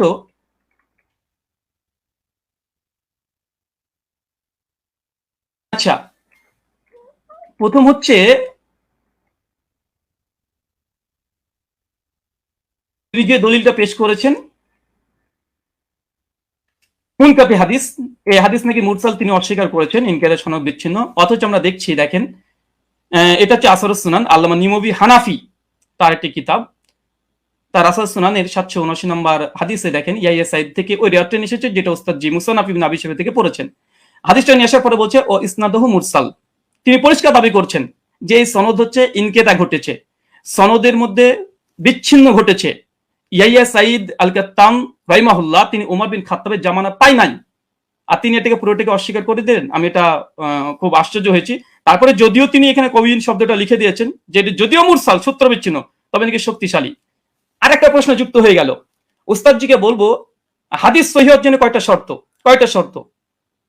সমস্ত মুসলিম উম্মার ইজমা আছে হাদিস সহিহ হওয়ার জন্য 5টা শর্ত, এবং প্রথম যে শর্ত সেটা হচ্ছে সনদ মানে একদম মুত্তাসিল হতে হবে, সনদের মধ্যে কোনো যেন বিচ্ছিন্নতা না ঘটে, কোনো ইনকেতা না ঘটে, সূত্র যেন বিচ্ছিন্ন না হয়। এর যে হাদিস সহিহ হওয়ার জন্য এটা হচ্ছে ইজমাই শর্ত। সে হানাফি বলেন, আহলে হাদিস, শাফি, মালিকি যেই বলেন, সমস্ত উম্মত একমত হাদিস 5টা শর্তে সহিহ হয়। প্রথম শর্ত হচ্ছে ইত্তেসাল হতে হবে, মুত্তাসিল হতে হবে, সনদ যেন একদম কোনো মাঝখান থেকে চেঞ্জ যেন ব্রেক না করে। অবাক হলাম, তিনি এই হাদিস একটা মুরসাল হাদিস তিনি নিজে প্রথমে স্বীকার করে নিয়েছেন কয়েকবার, আবারও স্বীকার করতেও যাচ্ছেন না। অথচ এখানে আসরুস সুনানে আল্লামা নিউভি হানাফি রাহিমাহুল্লাহ তিনি পরিষ্কার দাবি করে নিয়েছেন এই হাদিসের মধ্যে ইনকেতা ঘটেছে, এটা মুরসাল হাদিস, সূত্র বিচ্ছিন্ন হাদিস, তবে কওয়িন, তবে সনদের যে দাবিগুলো আছে এরা শক্তিশালী। হাদিস সহিহ হওয়ার জন্য যেহেতু রিজাল শাস্ত্রের আলোকে এবং হাদিস শাস্ত্রের আলোকে আমাদের দলিল উপস্থাপন করতে হবে। তা হাদিস সহিহ হওয়ার জন্য ওস্তাদ দেখেছি আমার জানার জন্য প্রশ্ন, বিনয়ের সঙ্গে প্রশ্ন, মানে মুত্তাসিল হওয়া এটা শর্ত কি, শর্ত একটু জানাবেন 5টা শর্তের মধ্যে। আর এই সনদের মধ্যে যে মুত্তাসিল, এই সনদের মধ্যে বিচ্ছিন্নতা ঘটেনি, এটা প্রমাণ পেশ করবেন। চলুন এই দেখেন ইয়াহিয়া সাইদ আল আনসারীর এই বর্ণনাকে বাংলাদেশের জগৎ বিখ্যাত আমাদের আলী হোসেন ওসামা জিরো ওস্তাদ যে হবে আমার জানা মতে, না হলেও রুহানি উস্তাদ হবে, দলিশ নামাজের মাসাল এই বইটা মোটামুটি 4 জন আলেম মিলে লিখেছে। এক মৌলানা তাহিদুল মাওলা, আব্দুল মালিক সাহেব, আব্দুল মতিন সাহেব এবং আবু আকাস মৌলানা, 4 জন মিলে বইটাকে রচনা করেছে। এই তারাবির মাসালাতে 410 নম্বর এবং 411 নম্বর পৃষ্ঠাতে এই দলিলটা নিয়ে এসেছে। নিয়ে আসার পরে এই দলিলটাকে সামনে রেখে তিনি বলছেন যে মুসান্নাফের এই দলিলটা, এই বর্ণনাটির সনদ সহি, তবে ইয়াহিয়া সাইদ যেহেতু হযরত ওমরের যুগ পাননি, আবার কার কাছ থেকে শুনেছেন তাও বলেনি, এই কারণে এটিকে মুনকাতি সূত্র বিচ্ছিন্ন বলা হয়।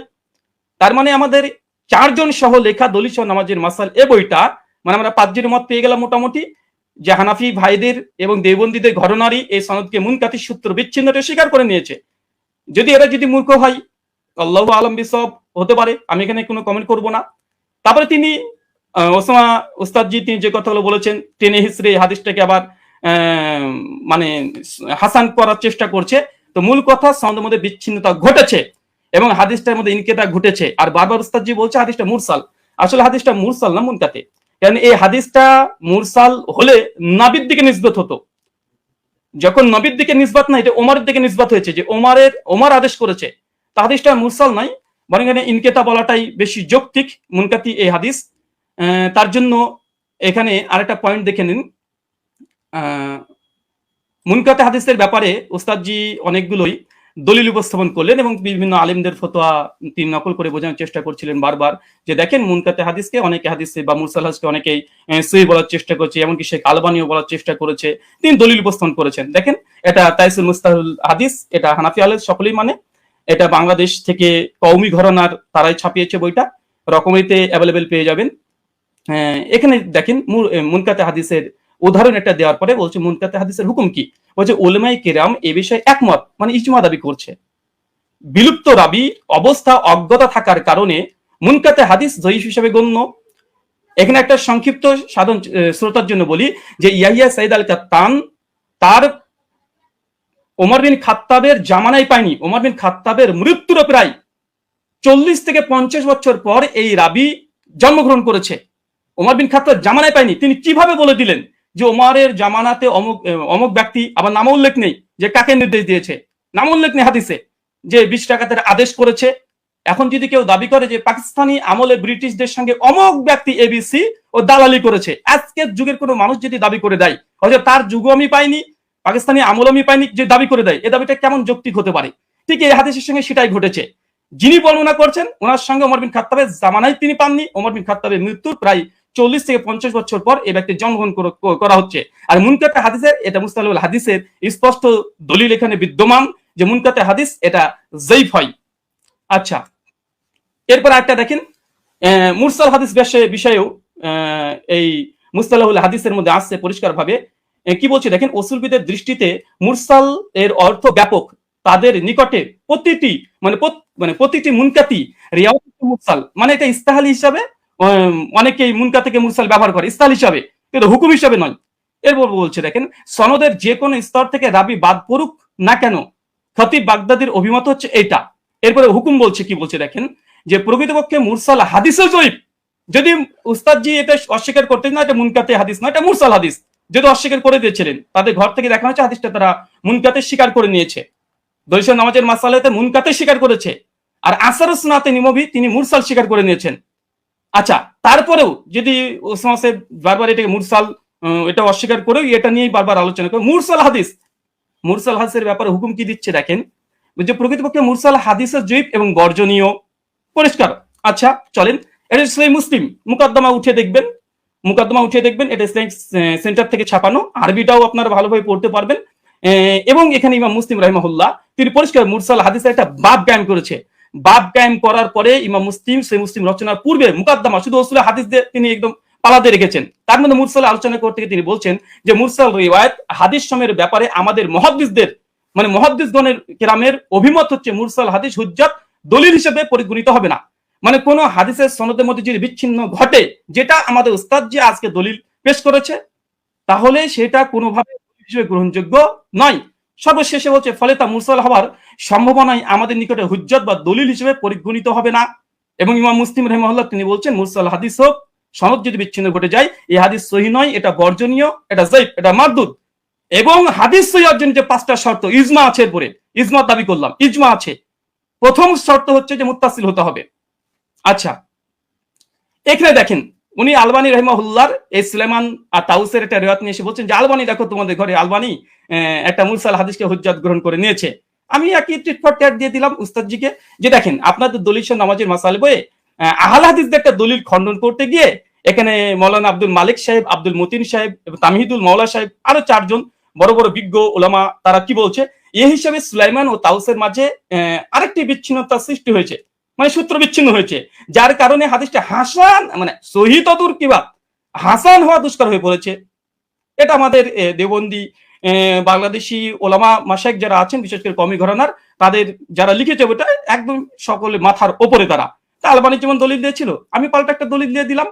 আচ্ছা, এই হচ্ছে। আচ্ছা, এখানে আরেকটা দলিল তিনি যেহেতু ইয়ে সাইদ আল আনসারি থেকে একটা হাদিস মাত্র দিয়েছে, তবে বিন বাজ রাহিমাহুল্লাহ ফতোয়া পড়তে গিয়ে তিনি আরেকটা রিওয়ায়াত পেশ করেছেন, সেটা হচ্ছে ইয়াজিদ বিন রোমান থেকে। দেখেন 2 নম্বর যে দলিলটা দিয়েছে একই অবস্থা, ইয়াজিদ বিন রোমানের দলিলটাও এটাও ইনকেতা, সনদ বিচ্ছিন্ন হয়েছে। এবং আমার চ্যালেঞ্জ ছিল উস্তাদজিকে, বা আমার অনুরোধ ছিল যে উস্তাদজি এমন একটা দলিল পেশ করবেন যার মধ্যে কোনো বিচ্ছিন্নতা ঘটেনি, কোনো ইরসাল হয়নি, এবং এমন একটা হাদিস পেশ করলেন যে হাদিসে কাকে যে আদেশ করা হয়েছে তার নাম উল্লেখ নেই, অথচ মুয়াত্তা মালিক আলহামদুলিল্লাহ সনদের মধ্যে কোনো ইরসাল নেই, ইনকেতা ঘটেনি, সনদের মধ্যে কোনো রাবির উপরে জাররা পরিমাণে কোনো জারা নেই, সনদে কোন ব্যক্তিকে কোন সাহাবী ওমর বিন খাত্তাব 8 টাকার তারাবির আদেশ করেছে সেটাও মজুদ আছে আলহামদুলিল্লাহ। কিন্তু আমাদের উস্তাদজি 15 মিনিট সময় নিয়ে তিনি মাত্র একটা দলিল পেশ করেছেন, বিন বাজের ফতোয়াতে এই ইয়াজিদ বিন রোমানের এর অর্থে চলে এসেছে।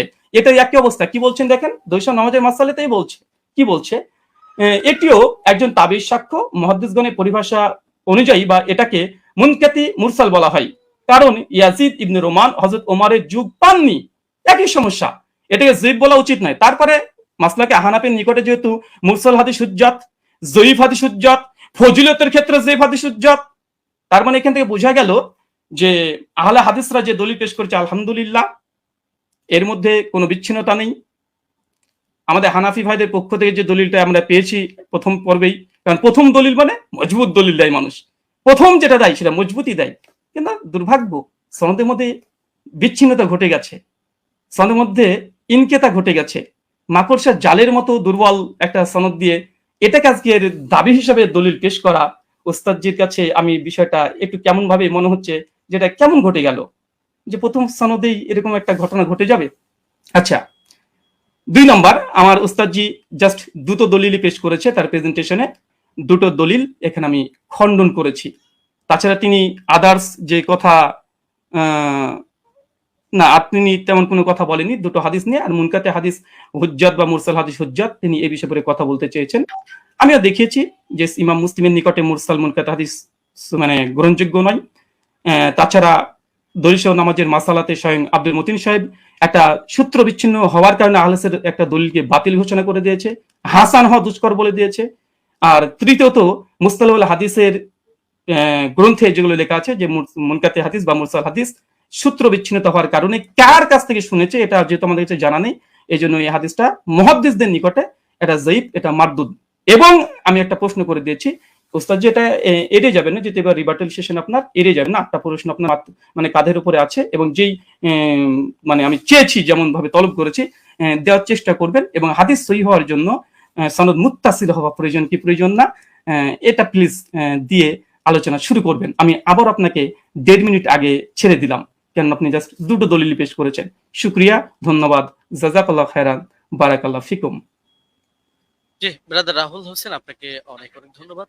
খণ্ডন পর্বে আপনি আপনার প্রথম আলোচনাটি শেষ করেছেন, যথাসময়ে শেষ করেছেন এবং আগেই শেষ করেছেন। যেহেতু আমি চলে যাব খণ্ডনের দ্বিতীয় আলোচক যিনি মুফতি শেখ আলী হাসান ওসামা আপনার কাছে, এবং আপনি বললে আমি আপনার টাইমটা শুরু করে দেব।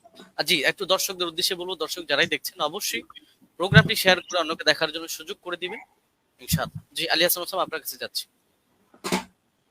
আপনি বললে আমি টাইমটা শুরু করব। জি, শোনা যাচ্ছে আমাকে? হ্যাঁ, আপনাকে ক্লিয়ার শোনা যাচ্ছে। আচ্ছা, জি শুরু করতে পারেন। জি 7 7 8 9 10 সেকেন্ড। জি ওকে। হামিদান মুসাল্লিয়ান মুসাল্লিম আম্মা বাদ। শাস্ত্রীয় ব্যক্তি ছাড়া আসলে শাস্ত্রীয় আলোচনাটা একটু জটিল ব্যাপারই, যে যতটুকু পরে তার আলোকে গোটা দুনিয়াটাকে মূল্যায়ন করে। তো আমরা যে আলোচনাগুলো করেছি সবগুলো শাস্ত্রীয় মূলনীতিকে উনি এড়িয়ে গিয়ে আমাদের ব্রাদার রাহুল ভাই তিনি হলো অন্যান্য এদিক সেদিকের কথা টেনে, এবং মজার একটা ব্যাপার হলো উনি কি বলবেন আমরা মোটামুটি সবই এক থেকে আইডিয়া করতে পেরেছি, লেকিন আমি যেগুলো বলেছি এটা হয়তো ওনার আনকমন পড়ে গেছে, উনি যার কারণে বিষয়গুলো স্কিপ করে গেছেন। হাতে সময় ছিল তিনি খণ্ডন করতে পারতেন। তো কি কি স্কিপ করেছেন আর এই খণ্ডন পর্বে যে অসঙ্গতি গুলো বলেছেন এটা নিয়ে আমি নেক্সট পর্বে আলোচনা করবো, এবং ওনার কেস প্রেজেন্টেশনের মধ্যে উনি যে কথাগুলো বলেছেন আমরা সেটা মূল্যায়নে আসি। একটা কথা তো তিনি গর্বের সাথে বললেন যে হাদিস সহিহ হওয়ার জন্য 5টা শর্তের ব্যাপারে ইজমা আছে, যে অবশ্যই একমত, ইজমা আছে। তো যার কারণে 3টা জিনিস দেখতে হয় সনদে, 2টো জিনিস দেখতে হয় মতনের মধ্যে, অর্থাৎ মূল টেক্সটের মধ্যে। আপনি দীর্ঘ 15 মিনিট নিয়ে খুব গর্বের সাথে ফুলিয়ে ফুলিয়ে অনেকগুলো কিতাবের রেফারেন্সের আলোকে আপনি শুধু সনদের সৌন্দর্য তুলে ধরেছেন, একেবারে কি কি ফজিলত আছে এটা তুলে ধরেছেন, মতনের বিষয়টা স্কিপ করে গিয়েছেন, আর প্রশ্ন তো কিছু ছড়িয়ে দিয়েছেন। তো আমরা কিছু প্রশ্নের জবাব আমাদের কথার মধ্যে অটো চলে আসবে, বাকিগুলো আমরা আলোচনায় আনবো যেগুলো প্রাসঙ্গিক। আচ্ছা, এখন আমরা আগে মূল আলোচনায় আসি। একটু বোঝার সুবিধার্থে একটু কথাটা শুরু থেকে টানি। ওমর রাদিয়াল্লাহু তাআলা আনহু থেকে তারাবির রাকাত সংখ্যার বর্ণনাকারী 6 জন রয়েছেন। এর মধ্যে একজন তো সাহেব বিন ইয়াজিদ রাদিয়াল্লাহু তাআলা আনহু, আমরা তার প্রসঙ্গে আসছি। আর এছাড়াও আরো বাকি 5 জন রয়েছেন, যাদের 5 জনের প্রত্যেকেই সংখ্যাটা তারাবির রাকাত সংখ্যা 20 বলে উল্লেখ করেছেন। ইয়াজিদ বিন রুমান তিনি 23 বলেছেন, বেতের সহ মুয়াত্তা মালিকে আছে। আব্দুল আজিজ বিন রুফাই 20 বলেছেন, মুসান্নাফ ইবনে আবি শাইবা আছে। উবাই বিন কাব 20 বলেছেন, মুসনাদে আহমদ বিন মানিতে আছে। ইয়াহইয়া ইবনে সাঈদ 20 বলেছেন, আমরা আগে উল্লেখ করেছি। মুহাম্মদ বিন কাব কুরাজি 20 বলেছেন, কিয়ামুল লাইল মারওয়াজের মধ্যে আছে, ইত্যাদি। এখন বাকি থাকলো শুধু সাহেব বিন ইয়াজিদের কথা। সাহেব বিন ইয়াজিদ থেকে তার 3 জন শাগরেদ এই বিষয়ক হাদিস বর্ণনা করেছেন। একজন হল ইয়াজিদ বিন হুসাইফা, তিনিও 20 বর্ণনা করেছেন, সুনানে কুবরা বাইহাকিতে আছে। দ্বিতীয় হারিস বিন আব্দুর রহমান বিন আবি যুবাব, তিনি 23 বর্ণনা করেছেন, অর্থাৎ বেতের সহ, এটা মুসান্নাফে আব্দুর রাজ্জাকে আছে। আর 3 নম্বর হলো মোহাম্মদ বিন ইউসুফ, যে সূত্রটা টেনে তিনি গর্বের সাথে বলেছেন যে একমাত্র আমরা একটা দলিল দিলাম, বাকি দলিলগুলো আমরা পরে আনবো। বাস্তব কথা হলো ওমর রাদিয়াল্লাহু আনহু 11 আদেশ করেছেন এই মর্মে, অন্য কোনো বিশুদ্ধ দলিল তিনি আদৌ আনতে পারবেন কিনা এটাই চিন্তার বিষয়। তো এখন যে মোহাম্মদ বিন ইউসুফ সূত্রে তিনি আনলেন, সেই মোহাম্মদ বিন ইউসুফ থেকে এই সংক্রান্ত হাদিসটা বর্ণনা করেছেন 5 জন।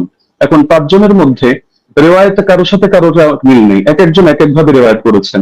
এর মধ্যে সবচেয়ে মজার বিষয় হলো তিনি যে সনদটা এনেছেন, এখানে তো ইমাম মালিক রাহমাতুল্লাহ আলাইহি তার সূত্রে বয়ান করেছেন 11 রাকাত। এরকম আরো 2-1টা বর্ণনা আছে, কিন্তু দেখা যাচ্ছে মোহাম্মদ বিন ইসহাক রাহমাতুল্লাহ আলাইহি তিনি বর্ণনা করেছেন এই মোহাম্মদ বিন ইউসুফ থেকে 13 রাকাতের কথা, যেটা মুসনাদে আহমদ বিন মানিতে আছে। এছাড়া দাউদ বিন কায়েস রাহমাতুল্লাহ আলাইহি তিনি এবং আরো অনেকে 21 রাকাতের কথা বর্ণনা করেছেন, যেটা মুসান্নাফে আব্দুর রাজ্জাকে বিশুদ্ধ সনদে আছে। যদি এটা সনদ নিয়ে চ্যালেঞ্জ করেন আমরা তাহলে সনদের আলোচনায় আসবো। তো দেখা যাচ্ছে মতনের মধ্যে মিল নেই, মতনের মধ্যে এখানে সমস্যা বিদ্যমান। সব শাগরেদরা বলছে একভাবে, কিন্তু মোহাম্মদ বিন ইউসুফ থেকে এসে দেখা যাচ্ছে যে এখানে সনদের মধ্যে যদিও যারা বয়ান করেছেন সনদের বিশুদ্ধতা আছে, এটা নিয়ে আমি আপত্তি করছি না, কিন্তু হাদিস সহিহ হওয়ার জন্য যদি 5টা শর্ত, শুধু সনদ ঠিক থাকলে হবে না। এমন বহুত হাদিস আছে সনদ সুন্দর, কিন্তু তার ইসের মধ্যে মতনের মধ্যে সমস্যা আছে। তো এখানে মতনের মধ্যে যে ঝামেলাটা হয়েছে এটাকে ইস্তেরাব বলে। ইস্তেরাব মানে হলো যে কোথায় 21 রাকাতের কথা আর কোথায় হলো 11 রাকাতের কথা, আবার কোথায় 13 রাকাতের কথা। যদিও 13 নিয়ে একটা ব্যাখ্যা ওনারা দাঁড় করানোর চেষ্টা করেন ধারণা প্রসূত ভাবে, তো সেটা আপাতত বাদই দিলাম। তো 21 রাকাত আর 11 রাকাত সম্পূর্ণ ভিন্ন কথা, কিন্তু মূল বর্ণনাকারী একজন। তো এখন হাদিসের মধ্যে যদি ইস্তেরাব করে দেওয়া হয় তাহলে হাদিসটা দুর্বল হয়ে যায়। এটা তাদরিবুর রাওয়ি বিশরহি তাকরিবুন নাওয়াবী পৃষ্ঠা 133 এর মধ্যে স্পষ্টভাবে লেখা আছে, ইস্তেরাব ইউজিবু বা'ফাল হাদিস। তাহলে স্পষ্ট এটা যে এখানে বর্ণনাকারী যারা রয়েছেন তারা যদিও সহিহ মানের, কিন্তু মতনের মধ্যে মুস্তারিব ইস্তেরাব থাকার কারণে হাদিসটা গর্বের সাথে যদিও সহিহ বলার চেষ্টা করছেন, কিন্তু হাদিসটা মতনগত কারণে এটা সহিহ না, বরং এটা যায়িফ হাদিস। এটা হেলাউ সুনানের মধ্যে 7ম খন্ড 145 146 স্পষ্টভাবে লম্বা চওড়া আলাপ আছে। শেখ জাফর আহমদ উসমানী রাহমাতুল্লাহি আলাইহি লিখেছেন, হাদা আসারুল মুস্তারিবুল মাতনি উখতুলিফা ফীহি আলা মুহাম্মদ ইবনে ইউসুফ। বলতে বলতে তিনি গিয়ে শেষে জানাচ্ছেন, ওয়াহাদা ইখতিলাফুন ইউসকিতুল ইহতিজাজ বিল আসার। এই জাতীয় ইখতিলাফ থাকলে এটা আসর দিয়ে দলিল দেওয়া যায় না, এটা দলিল অযোগ্য হয়ে যায়। তো এখানে ভুলটা কে করেছেন? ভুলটা মূলত ইমাম মালিকও করেননি, ইয়াহইয়া ইবনে সাঈদ ফাত্তানও করেননি। ভুলটা হয়েছে এখানে অসঙ্গতিটা প্রকাশ পেয়েছে মোহাম্মদ বিন ইউসুফ থেকে। যদিও তিনি উচ্চ পর্যায়ের রাবী, কোনো সন্দেহ নেই, কিন্তু এক এক সময় তিনি এক এক ভাবে বয়ান করেছেন। তো যার কারণে জিনিসটা এটা দুর্বলের প্রমাণিত হয়ে গিয়েছে। আচ্ছা, দ্বিতীয় পয়েন্ট হলো যে হাদিসের বর্ণনাকারী যারা, তাদের আমলই তো এর খেলাফ। ইমাম মালিক রাহমাতুল্লাহ আলাইহি আমল দেখা যাচ্ছে যে তিনি 8 রাকাতের পক্ষে না। সাহেব বিন ইয়াজিদ তার আমলও এর খেলাফ। একইভাবে যাকে আদেশ করেছেন বলে তিনি উল্লেখ করলেন যে দুজনের নামের মধ্যে উবাই বিন কাব রয়েছে, উবাই বিন কাবের ব্যাপারে আছে যে না, তার আমলও এর খেলাফ। ইমাম মালিক রাহমাতুল্লাহ আলাইহি প্রসঙ্গে লম্বা-চওড়া আলোচনা করা যাবে তার মাযহাবের সরাসরি তার শাগরেদদের রেফারেন্স দিয়ে। এবং এর বাইরে যে মতগুলো প্রচারিত আছে, মূলত আমি সহজে বলে দিই যে তার থেকে 2টা মত আছে, এক হলো 20 রাকাতের কথা, এক হলো 36 রাকাতের কথা। 20 রাকাতের কথা ইমাম ইবনে আব্দুল বার রাহমাতুল্লাহি আলাইহি নকল করেছেন, এবং তার মাযহাবের কোন কোন কিতাব যেমন দুসকের মধ্যে, আনোয়ারে সাতিয়ার মধ্যে এটা আছে। বাকি 36 রাকাতের কথাটাই তার থেকে সবচেয়ে বেশি প্রসিদ্ধ এবং মুতাবার। তাহলে দেখা যাচ্ছে যে তার আমলের ব্যতিক্রম। এটা বিদায়াতুল মুস্তাহিদ 1 নম্বর খন্ড 214 নম্বর পৃষ্ঠা উদাহরণ হিসেবে দেখা যেতে পারে। আরো প্রচুর রেফারেন্স আছে, প্রয়োজন হলে আমরা দেব। আচ্ছা, দ্বিতীয়ত হলো সাহেব বিন ইয়াজিদের আমল যে খেলাফ, এটা হলো বাইহাকি মারিফাতুস সুনান ওয়াল আসার কিতাবে 4th খন্ড 42 নম্বর পৃষ্ঠা 5409 নম্বর রিওয়ায়াতে আছে। আন সাঈদ ইবনে ইয়াজিদ قال كنا نقوم في زمان عمر بن الخطاب ب20 রাকাতান ওয়াল উইতর। আমরা ওমরের জামানায় 20 রাকাত তারাবি পড়তাম এবং আমরা বেতন নামাজ আদায় করতাম। তাহলে দেখা যাচ্ছে তার আমলও এর খেলাফ। একইভাবে যাকে আদেশ করলেন সে উবাই বিন কাবের আমলও ছিল এর খেলাফ। এটা আল হাদিসুল মুখতারা জিয়া মাকদিসের গ্রন্থ 1161 নম্বর রিওয়ায়াত, সেখানে স্পষ্ট আছে আন উবাই ইবনে কাব আন্না উমারা আমারা উবাইয়ান আন ইউসাল্লিয়া বিন নাস ফি রমাদান। এই হাদিসের শেষে গিয়ে স্পষ্ট আছে ফাসাল্লা বিহিম 20 রাকাতান, তিনি মানুষদেরকে নিয়ে 20 রাকাত নামাজ আদায় করলেন। তাহলে এটা তো সম্ভব না খলিফা তাকে আদেশ দিবে একটা আর তিনি খলিফার আদেশ লঙ্ঘন করে করবেন আরেকটা। তার মানে খলিফার আদেশই ছিল 20 রাকাত। তবে এটা মোহাম্মদ বিন ইউসুফ বলতে গিয়ে একাধিক জায়গায় এক এক রকম বলেছেন, এক জায়গায় তার থেকে কখনো 11 রাকাতের কথা এসেছে। আচ্ছা, মুসান্নাফে আব্দুর রাজ্জাক গ্রন্থের মধ্যে উবাই বিন কাবের এই রিওয়ায়াত আছে 7730 নম্বর হাদিস। সেখানেও দেখা যাচ্ছে যে আন্না উমর জামা আন-নাস ফি রমাদান আলা উবাই ইবনে কাব ওয়া আলা তামিম আদ-দারি আলা 21 রাকাতান। ওমর রাদিয়াল্লাহু আনহু উবাই বিন কাব এবং তামিম দারিকে মানুষকে নামাজ পড়ানোর দায়িত্ব দিয়েছেন 11 রাকাত 21 রাকাত। তাহলে এখানেও দেখা যাচ্ছে যে দাবিগুলো মিলছে না। তো এই জিনিসটা ব্রাদার রাহুল মানুক বা না মানুক ইমাম ইবনে তাইমিয়া রাহিমাহুল্লাহ মেনে নিয়েছেন। ثبت أن أبي بن كعب كان يقوم بالناس 20 ركعة في قيام رمضان ويوتر بثلاث। এটা প্রমাণিত যে উবাই বিন কাব রাদিয়াল্লাহু আনহু তিনি মানুষদেরকে নিয়ে রমাদানুল মুবারকের তারাবিতে 20 রাকাত নামাজ পড়তেন এবং 3 রাকাত বেতর আদায় করতেন। তাহলে ইমাম ইবনে তাইমিয়া রাহিমাহুল্লাহর বক্তব্য দ্বারা স্পষ্ট হয়ে যাচ্ছে। তো একটা মূলনীতি হলো যদি বর্ণনাকারীর আমল তার বর্ণনার খেলাফ হয় তাহলে এর দ্বারা বোঝা যায় যে বর্ণনাটি আসলে এতে দুর্বলতা রয়ে গিয়েছে। আমালুর রাওয়ি আও ফাতওয়াহু বিখিলাফিল হাদিস আল্লাযী রাওয়াহু ইসবিতুল ইহতিজাজ বিল হাদিস। এটা আমরা যেহেতু সময় কম আমরা শুধু রেফারেন্স গুলো দিয়ে দিচ্ছি, আপনারা ক্রস চেক দিয়ে নিতে পারেন। কাশফুল আসরার 3 নম্বর খণ্ড 63 পৃষ্ঠা, উসুলুস সারাফসি 2 নম্বর খণ্ড 5 নম্বর পৃষ্ঠা, আল কাফি 3 নম্বর খণ্ড 1354 পৃষ্ঠা, আল ফুসুল ফিল উসুল 3 নম্বর খণ্ড 203 নম্বর পৃষ্ঠা, আত তাকরীর ওয়া তাহদীদ 2 নম্বর খণ্ড 266 পৃষ্ঠা, আত তাওবীহ 2 নম্বর খণ্ড 25 নম্বর পৃষ্ঠা, ফাওয়াতিহুর রাহমত 2 163, কাওয়ায়েদ ফি উলুমিল হাদিস 202 নম্বর পৃষ্ঠা, শারহুল মানাব 661, আল বাহরুল মুহিত 3 নম্বর খণ্ড 246 পৃষ্ঠা, আল ইহতাম বিল আমিরি 2 নম্বর খণ্ড 165 নম্বর পৃষ্ঠা। এমনকি গায়রে মুকাল্লিদ আলেম শেখ ইব্রাহিম শিয়ালকোটি রাহিমাহুল্লাহ তিনিও এটা স্পষ্ট স্বীকার করেছেন ইনায়াতুল মাসাবি গ্রন্থে, যেটা তারাবি শীর্ষক 29 নম্বর পৃষ্ঠায়। अगर रावी का अमल उसकी रिवायत के खिलाफ हो तो उसकी रिवायत काबिल अमल ना होगी। स्पष्ट কথা। 3 নম্বর পয়েন্ট হলো 20 রাকাত তারাবির বিষয়টা তো উম্মতের তাআমুল উম্মতের ঐকমত্যের দ্বারা প্রমাণিত। সুতরাং যদি আমরা তর্কের খাতিরে এটা তো আমরা দেখালাম যে আসলে ওনার মতনের সমস্যার কারণে ওনার হাদিসটা যতই মুয়াত্তা মালিক বলুক আর যে কিতাবের নামই বলুক, কিন্তু মুয়াত্তা মালিক হওয়ার মানে তো এটা না যে প্রতিটা হাদিসের কোনো জায়গায় কোনো ধরনের কোনো অসঙ্গতি নেই, কোথাও কোনো মতনের মধ্যে ইস্তেরাব নেই, এমন কথা কেউ দাবি করার সুযোগও নেই। তো যদি কেউ দাবি করেও থাকে যে তিনি একসময় 11 রাকাত আদেশ করেছিলেন তর্কের খাতিরে মানলেও তাহলে ইমামরা ব্যাখ্যা দিয়ে গিয়েছেন। যেমন ইমাম ইবনে আব্দুল বার মালিক রাহমাতুল্লাহ আলাইহি ব্যাখ্যা দিয়েছেন যে এটা মানসুখ। শুরুতে হয়তো তিনি 11 রাকাতে দিয়েছিলেন, এরপর তিনি 21 রাকাতের কথা বলেছেন। এটা আল ইস্তিফতা 2 নম্বর খণ্ড 68 নম্বর পৃষ্ঠায় আছে। একইভাবে ইমাম বাজি রাহিমাহুল্লাহ তার মন্তব্য একই, আল মুনতাকা 2 নম্বর খণ্ড 260 নম্বর পৃষ্ঠা। ইমাম আদাউই ইমাম ইবনে হাবিব তারাও বলে গিয়েছেন, যেটা হাশিয়াতুল আদাউই আলা কিফায়াতুত তালিব 1 নম্বর খণ্ড 353 নম্বর পৃষ্ঠার মধ্যে বিদ্যমান আছে। মজার বিষয় হলো এই কারণেই ব্রাদার রাহুল যে মত পোষণ করুক না কেন 4 মাযহাবের কেউই 8 রাকাত সুন্নাত হওয়ার ফতোয়া প্রদান করেননি। তো যার কারণে 4 মাযহাবের 4 ইমাম যখন আপনারা 20 রাকাতের মতামত দিচ্ছেন, বিশেষ করে ইমাম মালিক থেকে 2টা মত আছে, 20 আছে 130 আছে, লেকিন এটা তো স্পষ্ট 8 এর কথা কেউ বলছেন না। এবং 8 এর নামে যেটা চালানো হয় সালাফি ভাইরা কেউ কেউ চালায়, তো সেটা প্রমাণিত না। কেন প্রমাণিত না এটা যদি চ্যালেঞ্জ করে আমরা উনি সেই রেফারেন্স টানলে জবাবে আসবো, না হলে শুধু শুধু জবাব দিয়ে সময় বাড়িয়ে লাভ নেই। তো মূলনীতি হলো ইমাম ইবনে রাজব হাম্বলি রাহমাতুল্লাহ আলাইহি লিখেছেন ফাদলুল ইলমি সালাফ আলা ইলমিল খালাফ পৃষ্ঠা 83 এর মধ্যে, فأما ما اتفق على تركه فلا يجوز العمل به لأنهم ما تركوه إلا على علم أنه لا يعمل به। ইমামরা যদি একমত হয়ে যায় যে হাদিসটা এটা তরক করা হচ্ছে, অর্থাৎ তারা কেউ এর আগে ফতোয়া দিচ্ছেন না, আমল করছেন না, তাহলে সেটা আসলে মজবুত থাকে না এবং তার মধ্যে বিভিন্ন দুর্বলতা তৈরি হয়ে যায়, সেটা দলিলযোগ্য হয় না। কারণ এটাকেও সাদ বলে। সাদ কখনো সনদের দ্বারাও হয়, কখনো মতনের দ্বারাও হয়। তিনি তার কিতাব শারহুল আলী তিরমিজির মধ্যে 2 নম্বর খণ্ড 624 নম্বর পৃষ্ঠা, এই কিতাবগুলোর নাম তো অবশ্যই ব্রাদার রাহুল শোনার কথা, এই পৃষ্ঠাগুলো পড়েছেন কিনা আমি জানি না, না হলে আপনি প্রয়োজনে এগুলো চেক দিয়ে আপনি মন্তব্য করতে পারেন। যে তিনি লিখেছেন ওমা হুয়া শাযুল মাতনি কাল আহাদিস আল্লাতী সাহাহাতিল আহাদিস বিখিলাফিহা ওয়া আজমাআত আইম্মাতুল উলামা আলাল কওলি বিগাইরিহা। যে হাদিসের ক্ষেত্রে দেখা যাচ্ছে যে উম্মতের আলেমদের মধ্যে যারা ইমাম তারা এর বিপরীত ফতোয়া দিচ্ছেন, সেই ক্ষেত্রে সেই হাদিসের মতনকে শায হিসাবে বিবেচনা করা হয়। অর্থাৎ শায যদি কোনো হাদিসের মতনকে বলা হয়, তাও সেটা সহিহ থাকে না। তাহলে দেখা যাচ্ছে যে যদি উনি পয়েন্ট বলেছেন অনেকগুলো এবং গর্বের সাথে বলেছেন, কিন্তু সবগুলো মিলে উনি সনদের আলোচনায় সীমাবদ্ধ থেকেছেন, মতনের আলোচনায় আসেননি। আমরা মতন থেকে কয়েকটা পয়েন্ট দেখালাম, আরো অনেক পয়েন্ট দেখানো সম্ভব, যে উনি যে হাদিসটা দেখিয়েছেন এটা মুস্তারিদ একটা হাদিস। আচ্ছা, এখন প্রাসঙ্গিক ভাবে কয়েকটা আলোচনা করে ফেলি, যেহেতু হালকা সময় বাকি আছে। তিনি মুরসাল না মুনকাতি এটা নিয়ে একটু জ্ঞান দেওয়ার চেষ্টা করেছেন, যে এটাকে আমি কেন মুরসাল বললাম, মুনকাতি বলা উচিত ছিল। আসলে কোন জায়গায় কোন শব্দ ব্যবহার হবে, এটা পরিভাষাগুলো একটু বিস্তরভাবে পড়া লাগে। শুধু একটা তাইসির মুস্তালাহুল হাদিস পড়েই ইমাম আর ফকি হয়ে গেল তো মুশকিল ব্যাপার।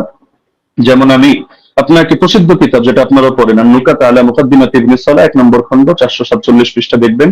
একইভাবে আল ইবহাজ 2 নম্বর খণ্ড 339 পৃষ্ঠা দেখবেন। এবং শরহ মুসলিমের মধ্যে নববীও বলেছেন যে আম্মাল মুরসাল فهو عند الفقهاء والأصوليين والخطيب البغدادي وجماعة من المحدثين من قطع إسناده على أي وجه كان انقطاعه فهو عندهم بمعنى المنقطع। ফকিহদের দৃষ্টিতে, উসুলিয়িনদের দৃষ্টিতে, খতিব বাগদাদের দৃষ্টিতে এবং একদল মুহাদ্দিসদের দৃষ্টিতে মুরসালের সংজ্ঞা হলো যে সনদের মধ্যে যেভাবেই বিচ্ছিন্নতা হোক না কেন, ইনকাতা যেভাবেই হোক না কেন, এটা মাঝেই হোক আর শেষেই হোক, রাসূলের আগেই হোক আর সাহাবীর আগেই হোক, বাস সেটাকেই তারা মুনকাতি হিসেবে বলে থাকেন। তো এটা একটা তাদের ইসতিলাহগত বিষয়। তো সুতরাং এই জিনিসটা মানে মুরসাল বলা উচিত ছিল না, মুনকাতি বলা দরকার ছিল, বিষয়টা এমন না। আচ্ছা, উনি যে নিমাউই রাহিমাহুল্লাহর হাওয়ালা দিলেন আসারুস সুনান থেকে, উনি আরবি যেহেতু পড়তে পারেন টুকটাক, উনি তো এটা দেখার কথা যে ইমাম নিমাউই রাহিমাহুল্লাহ তিনি শুধু এতটুকুই বলেন নাই যে হাযা মুরসালুন কাওয়ি, যে হাদিসটা মুরসাল, হাদিস শক্তিশালী, বরং যে মূলনীতিটা আমরা এনেছি ইমাম ইরাকির হাওয়ালায়, যে তাবেঈ যদি সাহাবীর থেকে কোনো ঘটনা বয়ান করে যেটা তার জামানায় জারি ছিল, তাহলে সেটাকে বাহ্যিকভাবে মুরসাল ধরা হলেও কিন্তু হুকুমের বিবেচনায় মুত্তাসিল ধরা হয়। আমরা তো আলোচনা করছি শাস্ত্রীয় মূলনীতির আলোকে হুকুম প্রসঙ্গে। তো এই মূলনীতিটা আপনি যে কিতাবের হাওয়ালা দিলেন এবং মজার বিষয় যে স্ক্রিনশট দিলেন, আপনি এটাই যদি ভালো করে দেখেন এটার মধ্যে খুঁজে পাবেন। তো দেখা যাচ্ছে আপনি একাংশ পরে তাড়াহুড়ো করে রেফারেন্স দিয়ে দিলেন, কিন্তু এটা আপনার নজরের বাইরে চলে গেল, যার কারণে নিমাইটা আমার বিরুদ্ধে দাঁড় করিয়ে দিলেন। দ্বিতীয়ত দলিল সহ আমাদের মাসাইল কিতাবটাকে আমার বিরুদ্ধে দাঁড় করালেন। তবে মজার বিষয় হলো আপনি এই জিনিসটা খেয়াল করলেন না যে আমি বারবার বলছি যে বাহ্যিকভাবে দেখতে মুনকাতি, সূত্র বিচ্ছিন্ন, তবে আমরা হুকুম নিয়ে আলোচনা করছি, যে হুকুমের বিবেচনায় যেমন মারফুয়ে হুকমি, তো এই শব্দ আপনার শোনার কথা যে অনেক হাদিস এটা মারফু না, মানে আল্লাহ রাসূলের দিকে নিসবত করে সাহাবী বলেন নাই, কিন্তু সাহাবী বলেছেন স্বাভাবিক তার উক্তি হিসাবে। কিন্তু আমরা যখন বিবেচনা করছি আমরা বলছি মারফুয়ে হুকমি, মানে দেখতে যদিও এটা মাওকুফ হাদিস, সাহাবীর বর্ণনা, সাহাবীর উক্তি, কিন্তু হুকুমের বিবেচনায় এটা হলো মারফু, অর্থাৎ আমরা এটাকে মারফু হিসাবে বিবেচনা করব। এখন যদি আপনি এক কিতাব খুলে দেখেন, দেখো সে তো মাওকুফ বলেছে, অথবা আপনি এখন তাহলে মারফু বলছেন কিভাবে, তাহলে বলতে হবে ভাই বিবেচনাবোধের পার্থক্য তো আপনাকে বুঝতে হবে। একটা জাহেরি এতেবার, একটা হাকিকি এতেবার। জাহেরি বিবেচনায় হাদিসটাকে আপনার মুনকাতি মনে হতে পারে, কিন্তু আপনি শাস্ত্রের কথায় যখন আসবেন, শিরোনামে যেহেতু শাস্ত্রীয় আলোচনা, তো আপনি শাস্ত্র দিয়ে দেখতে হলে আপনি শাস্ত্রের মূলনীতির আলোকে তো বিবেচনা করতে হবে, না হলে মূলনীতিকে চ্যালেঞ্জ করেন। আপনি অমুক কিতাবে এটা আছে, তমুক কিতাবে এটা আছে, শুধু এতটুকু বললে যথেষ্ট না, আপনাকে মাথায় রাখতে হবে একটা শাস্ত্র পরিগণিত হয় টোটাল পুরো বিষয়টাকে সামনে রেখে। কোরআনের এক আয়াত আর এক আয়াতের তাফসীর হয়, না হলে আপনি এক আয়াত দিয়ে মতও বৈধ করে দিতে পারবেন, আর এক আয়াত দিয়ে জিহাদকেও নিষিদ্ধ করে সব জায়গায় সবরের আদেশ দিতে পারবেন, কিন্তু পুরো সামগ্রিক ভান্ডারকে, শাস্ত্রকে সামনে রেখে আপনার সিদ্ধান্তে আসতে হবে। এই জিনিসটা যদি না বোঝেন, তাহলে শুধু আবেগী কিছু কথা বলবেন বা একটু ইমোশনাল কিছু লেকচার হবে, লেকিন এর দ্বারা শাস্ত্রীয় কোনো কথা হবে না। তো যেহেতু সারা দেশ এটা দেখছে এবং আলেম ওলামা তালিবুল ইলম সবাই মূল্যায়ন করছে, সুতরাং আমার অনুরোধ থাকবে নেক্সট পর্বে আপনি শাস্ত্রীয় আলোকে এই মূলনীতিগুলো চ্যালেঞ্জ করেন। ধন্যবাদ, জাযাকাল্লাহ। আমি কারেক্ট টাইম শেষ করলাম। জি, মোহতরম আলী হাসান ওসমান, আপনাকে অনেক অনেক ধন্যবাদ। আমি আরেকটি জিনিস আপনাদেরকে মনে করিয়ে দিতে চাই যে আপনাদের জন্য আমাদের পক্ষ থেকে 2 মিনিট সময় ছিল বা আছে। আরেকটি খণ্ডন পর্ব আছে, আপনারা চাইলে 2 মিনিট আপনারা ব্যবহার করতে পারেন। আমি দ্বিতীয় খণ্ডন পর্বটি যাচ্ছি এবং এই খণ্ডন পর্বর পরেই আমাদের কোনো খণ্ডন পর্ব থাকছে না, একটাই লাস্ট। আমি প্রথমে চলে যাব ব্রাদার রাহুল হোসেন আপনার কাছে, এবং আপনি বললে আমি টাইপটা শুরু করে দেব। একটা স্লাইড পড়েছি, স্লাইড 8 লেখা আছে, 8 লেখা আছে, দেখেন। জি, পেয়েছি। জি, স্ক্রিনে আসতে হবে। আচ্ছা, সময় স্টার্ট নাও। জি, সো বিসমিল্লাহ। সম্মানিত দর্শক মণ্ডলী, উস্তাদজি যেটা শেষ করেছেন সেটা দিয়ে শুরু করব। উনি বললেন যে পালে উসুলকে চ্যালেঞ্জ করতে। আমি চ্যালেঞ্জ করে দিয়েছি ওস্তাদ যে আমার 8টা অভিযোগের 2টা পয়েন্টের জবাব দেয়নি এবং বলেছিল জবাব দেবে, এবং আমি নাকি স্বাস্থ্য সম্পর্কে তেমন না জানলে এটা সমস্যা, কিন্তু কোথায় যে সমস্যা তিনি এখন পর্যন্ত বলেননি। এটা একটা কেমন হয়ে গেল ওস্তাদজিকে আবার বলে দিয়ে ওসুলকে চ্যালেঞ্জ করেছি। একটু শুনবেন।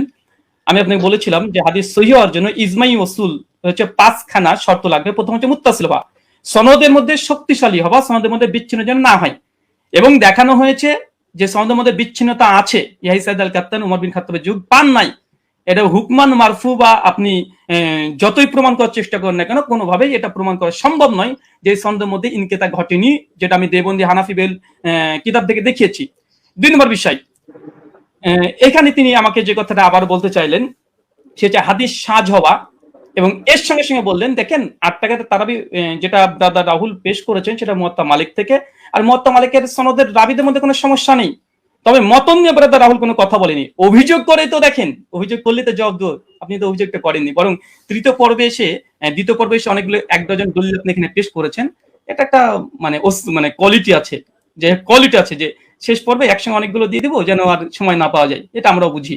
চলেন আপনার সেটার জবাব দিয়ে দিই। উনি বললেন যে মোহাম্মদ বিন ইউসুফ থেকে 3 জন, সাইদ বিন ইয়াজিদ থেকে টোটাল 6 জন হাদিস বর্ণনা করেছে তারাবির 20 রাকাতের টোটাল তারাবি রাকাত সংখ্যার উপরে। তার মধ্যে মোহাম্মদ বিন ইউসুফ একজন, যিনি 3 জন হাদিস বর্ণনা করেছে মোহাম্মদ বিন ইউসুফ থেকে। এক ইমাম মালিক যিনি 11 রাকাতের কথা বলেছে, যেটা আমার দলিল দেখিয়েছি। উনি বলেন মোহাম্মদ বিন ইবনে ইসহাক উনি 13 রাকাত, আর দাউদ বিন কায়েস তিনি 21 রাকাত। অতএব এখানে ইজতিরাব ঘটেছে। বাহ, চমৎকার। উস্তাদজিকে বলবো আর একটু পড়াশোনা করতে হবে। শুধু মোহাম্মদ বিন ইউসুফ থেকে মাত্র 3 জন নয়, টোটাল ব্যবহার করেছে 8 জন হাদিস। আপনার সামনে স্ক্রিন দেখতে পাচ্ছেন।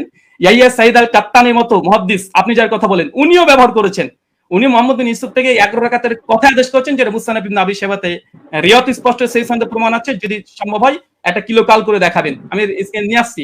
2 ইমাম মালিক তো দেখলেন একটু আগে, ইসমাইল বিন জাফর তিনিও বর্ণনা করেছেন 4, ওসমান ইবনে যায়েদ আল লাইসি তিনিও বর্ণনা করেছেন 11 রাকাত, ইসমাইল বিন উমাইয়া তিনিও 11 রাকাত, আব্দুল আজিজ বিন মুহাম্মদ তিনিও 11 রাকাত। টোটাল মোহাম্মদ বিন ইউসুফের 8 জন শাগরেদ, পয়েন্ট টু বি নোটেড, ভালোভাবে দেখেন, গেম ঘুরে যাবে এখান থেকে। মোহাম্মদ বিন ইউসুফের টোটাল 8 জন শাগরেদ তারাবির রাকাত বর্ণনা করেছে, তার মধ্যে 5 জন বাবার বর্ণনা করছে 11 রাকাত। শুধুমাত্র মোহাম্মদ বিন ইউসুফ আর দাউদ বিন কায়েস তারা বলছে কেউ 13 রাকাত, কেউ হচ্ছে 21 রাকাত। চলেন জবাব দেখেন। মোহাম্মদ বিন ইসহাক তিনি কি বলছেন, 21 রাকাত নাকি বর্ণনা করেছে। মোহাম্মদ বিন ইসহাক কে? হানাফিদের বই তাজালিয়াতে শাবদার দেওবন্দি মুনাজিরের নাকি ইসলাম তাজালিয়াত শাবদার 5ম খণ্ডের 311 পৃষ্ঠায় পরিষ্কার বলছে মোহাম্মদ বিন ইসহাক ইমাম মালিক তাকে দাজ্জাল বলেছে, কাযযাব বলেছে, মিথ্যুক বলেছে। হানাফিদের নিকটে মোহাম্মদ বিন ইসহাক তিনি কাযযাব, মিথ্যুক, মানে তাদের উসুল দিয়ে হাদিস জাল পর্যন্ত বলা যায়। কেন সনদের মধ্যে এই মোহাম্মদ বিন ইসহাক যিনি আছেন ইনি কাযযাব, যিনি 21 রাকাত বর্ণনা করেছে মোহাম্মদ বিন ইউসুফ থেকে। তাই মোহাম্মদ বিন ইউসুফের 5 জন শাগরেদ বলছে 11 রাকাত, আর একজন কাযযাব রাবি দেওবন্দীদের দাবি অনুযায়ী তিনি বলছেন যে না 13 রাকাত। অতএব এই হাদিস সহিহ নয়, এটা হানাফিদের উসুল প্রমাণিত। চলেন এটা যদি সন্তুষ্ট না হয়, দলিল সহ নামাজের মাসাইল 144 নম্বর পৃষ্ঠাতে মাওলানা আব্দুল মতিন সাহেব তিনিও এখানে এই 21 রাকাতে বর্ণনাকারী যিনি আছেন তার নাম মোহাম্মদ ইবনে ইসহাককে জয়ীফ এবং দুর্বল বলছে। স্ক্রিন আপনার সামনে লক্ষ্য করেন। 3 নম্বর, জাস্টিস তাকি উসমানী এটা উসুল দিয়েছে, আলহামদুলিল্লাহ উসুল দিয়েছে। উসুলকে চ্যালেঞ্জ করেন, তাকি উসমানী রসুলকে চ্যালেঞ্জ করেন। কি বলছে দেখেন, দারসে তিনি 2 খণ্ডে 93 পৃষ্ঠা তিনি বলছেন মোহাম্মদ ইবনে ইসহাক রাহিমাহুল্লাহ মাকহুলের ছাত্র, তার সম্পর্কে পেছনে বলা হয়েছে যে তার একক বর্ণনা সন্দেহযুক্ত। তাহলে মোহাম্মদ বিন ইউসুফ যদি একাকি কোনো রিয়াত বর্ণনা করে সেটা সন্দেহযুক্ত। আর তাজালিয়াতে শাবদারে বলছে মোহাম্মদ বিন ইসহাকের চেয়ে কাযযাব যিনি 21 রাকাতে বর্ণনা করেছে। তাই ইমাম মালিক যে 11 রাকাতে বর্ণনা করেছে এটাই সহিহ, বরং মোহাম্মদ বিন ইসহাকের 13 রাকাতে বর্ণনা এটাই জয়ীফ। কোথা থেকে কি দিয়ে দিয়েছে চলেন। এরপর কি বলছেন, দাউদ বিন কায়েসের হাদিস দিয়ে তিনি ইজতিরাবের দাবি করেছে। ওই উস্তাদজিকে আমি প্রথম পর্বে চ্যালেঞ্জ করেছিলাম যে ইজতিরাবের সংজ্ঞা কি পেশ করবেন, আর সেই সংজ্ঞাকে সামনে রেখে এই হাদিসকে আপনাকে ইজতিরাব দাবি করতে হবে। কারণ ইজতিরাবের একটা সংজ্ঞার মধ্যে এটাও পড়ে যে দুটো হাদিস সেম সমপরিমাণের সহিহ হতে হবে চেন অফ নারেশন। মুয়াত্তা মালিকের যে গোল্ডেন চেন সিলসিলাতুল জাহাব একটা দলিল পেশ করেন, আলহামদুলিল্লাহ এখন মতো আসবে না। আমার তো উস্তাদজি প্রথম থেকে তিনি মুনকাতা হাদিস জয়ীফ মুনকাতা দলিল পেশ করছে, একটা মুত্তাসিল পারছেন না। মুয়াত্তা মালিকের মতো একটা দলিল দিতে পারছেন না। উস্তাদজি 15-30 মিনিট শেষ হয়ে গেল, মাত্র 15টা মিনিট আছে। একটা মুয়াত্তা মালিকের মতো গোল্ডেন চেন বারবার এই মুনকাতা সনদ দিয়ে দিচ্ছেন। চলেন তারপর দেখেন দাউদ বিন কায়েসের এখানে বলছে কি যে দাউদ বিন কায়েসের ইহদা শিরিন যে এখানে 21 রাকাতে বর্ণনা আছে। হ্যাঁ আছে, দাউদ বিন কায়েসের এই হাদিস শুধু দাউদ বিন কায়েস একা এক জায়গায় বর্ণনা করেনি, এবং দাউদ বিন কায়েস এই হাদিস আরেকজন শাগরেদ, দেখেন একই সনদ, এর যে ইমাম ফারাবির কিতাবুস সিয়াম 175 নম্বর হাদিস, এই 175 নম্বর হাদিসে ওমর বিন খাত্তাব তারাবি জামাত করেছে, এখানে রাকাতের সংখ্যা উল্লেখ নেই। আর এইখানে দেখেন মুসান্নাফ আব্দুর রাজ্জাক উসমান সাহেব যে দলিল পেশ করেছে 21 রাকাতের, এই 21 টাকা যদি হয়েও যায়, এখানে ওমর যে আদেশ করেছে দাউদ বিন কায়েসের বর্ণনাতে নেই। কিসের ইস্তেরাব? দাউদ বিন কায়েসের রিওয়াতে এখানে যে আদেশ করেছে, নির্দেশ দিয়েছে, ওমর নাই। ওমরের জামানায় পড়তো, কে পড়তো, কারা পড়তো, কে আদেশ করেছে, ওমর কি তাকে নির্দেশ করেছে? কিচ্ছু নাই। তাই ইস্তেরাব হওয়ার জন্য মতনের মোটামুটি সরাসরি কন্ট্রাডিকশন থাকতে হয়, সরাসরি কন্ট্রাডিকশন থাকতে হয়, অথবা দুটো মতন এমন সনদ এমন শক্তিশালী পর্যায়ে যেগুলো তাকবিক দেওয়া সম্ভব নয়। এখানে 21 টাকাতে যে দাউদ বিন কায়েসের দুইজন এক জায়গাতে তিনি বর্ণনা করছেন, কোন রাকাত সংখ্যা তিনি বর্ণনা করছেন না। তাই এই দাউদ বিন কায়েসের 21 টাকাতে হাদিস দিয়ে তারপর যদি ধরেনি ফর সেক অফ আর্গুমেন্ট দাউদ বিন কায়েসের হাদিসে ওমর আদেশ দিয়েছেন নাই, তাই এই হাদিসকে সামনে রেখে মুয়াত্তা মালিকের হাদিসকে ইস্তেরাব দাবি করা, এটা বেলপাক লেখাকের কি। আর 2 নম্বর, ইবনে ইসহাকের যে 21 টাকাতে বর্ণনা, ইবনে ইসহাকের ওই রিওয়াতে ইবনে ইসহাককে সরাসরি দেওবন্দিরা কাজ্জাব বলছে, দাজ্জাল বলছে ইমাম মালিকের কল নকল করে, আর দলিল দেওয়া মানে গাছে কাঁঠাল গোফে তেল। তাই দুটো জয়ীব দলিল দিয়ে মুয়াত্তা মালিকের মতো গোল্ডেন চেন সিলসিলাতে জাহাবের পুরো অভিযোগ আপত্তি করা সনদ এবং মতনের পরে, এটা খুব হাস্যকর ওস্তাদজি। এটা আপনার কাছে অন্তত হাদিস শাস্ত্রবিদ, আপনি হাদিস পড়ান শুনেছে একটা বক্তৃতাতে, কিন্তু এরকম করবেন আজকে আমি এটা ভাবতে পারিনি।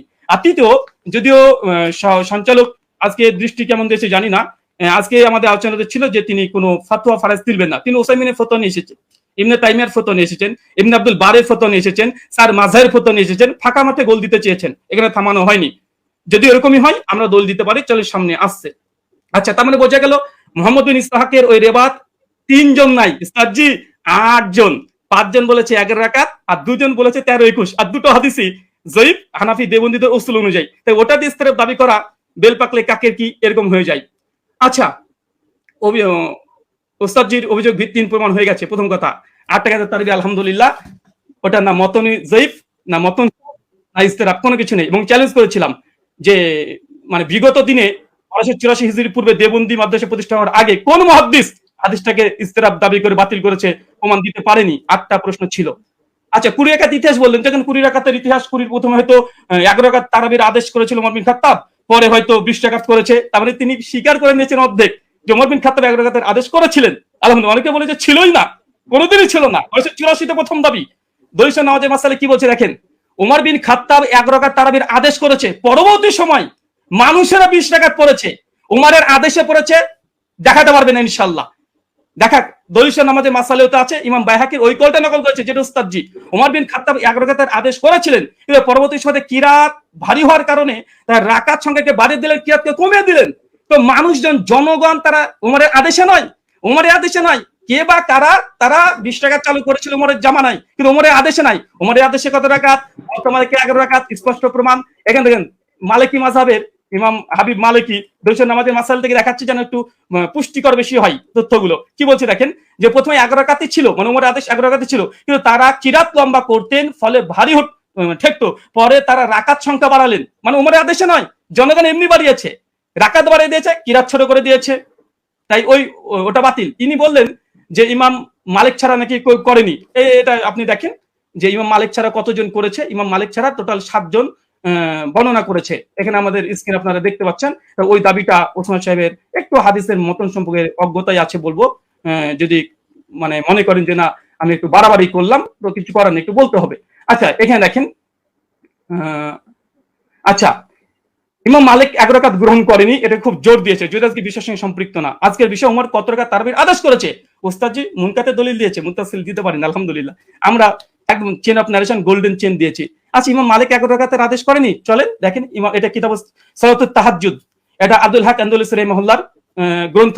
ইমাম মালিকের শাগরেদ ছাত্র তার বলছে, কি বলছে দেখেন, এখানে বলছে কলা শাহ বিন আব্দুল আজিজ আন মালিক, মানে ইমাম মালিকের ছাত্র, তিনি রিওয়ায়াত করছেন, কি বলছেন, আল্লাযী আখতারা বিহা, ইমাম মালিক যেটাকে গ্রহণ করেছে, ইখতিয়ার করেছে, কি করেছে, বিহি নাফসি, ইমাম মালিক নিজের জন্য কত রাকাত তিনি করেছেন। তারপর তিনি বলছেন দেখেন, ফি কিয়ামে রমাজান হুয়াল লাজি জামা ইমাম উমর বিন খাত্তাব যা করে জমা করেছে উমর বিন খাত্তাব, সেটা হচ্ছে ইহিদা আশারাতা রাকাতান ওয়া হুয়া সালাতে রাসূলুল্লাহ সাল্লাল্লাহু আলাইহি ওয়াসাল্লাম। এখানে ইমাম মালিকের কথা নকল করছে সঙ্গে ইমাম মালিকের ছাত্র।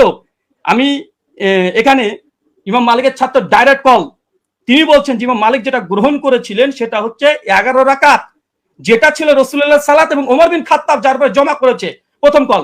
দ্বিতীয় দেখুন এখানে হচ্ছে ইবনে কাসিমের একটা কলমে নকল করে গেছি। ইবনে কাসিম তিনি মালিক থেকে বর্ণনা করছে যে ওমরের জামানায় 36 টাকাত পড়া হতো, 36 টাকাত পড়া হতো। কিন্তু ইমাম মালিক কত গ্রহণ করেছে দেখেন, শেষে লাল দিয়ে দাগানো আছে।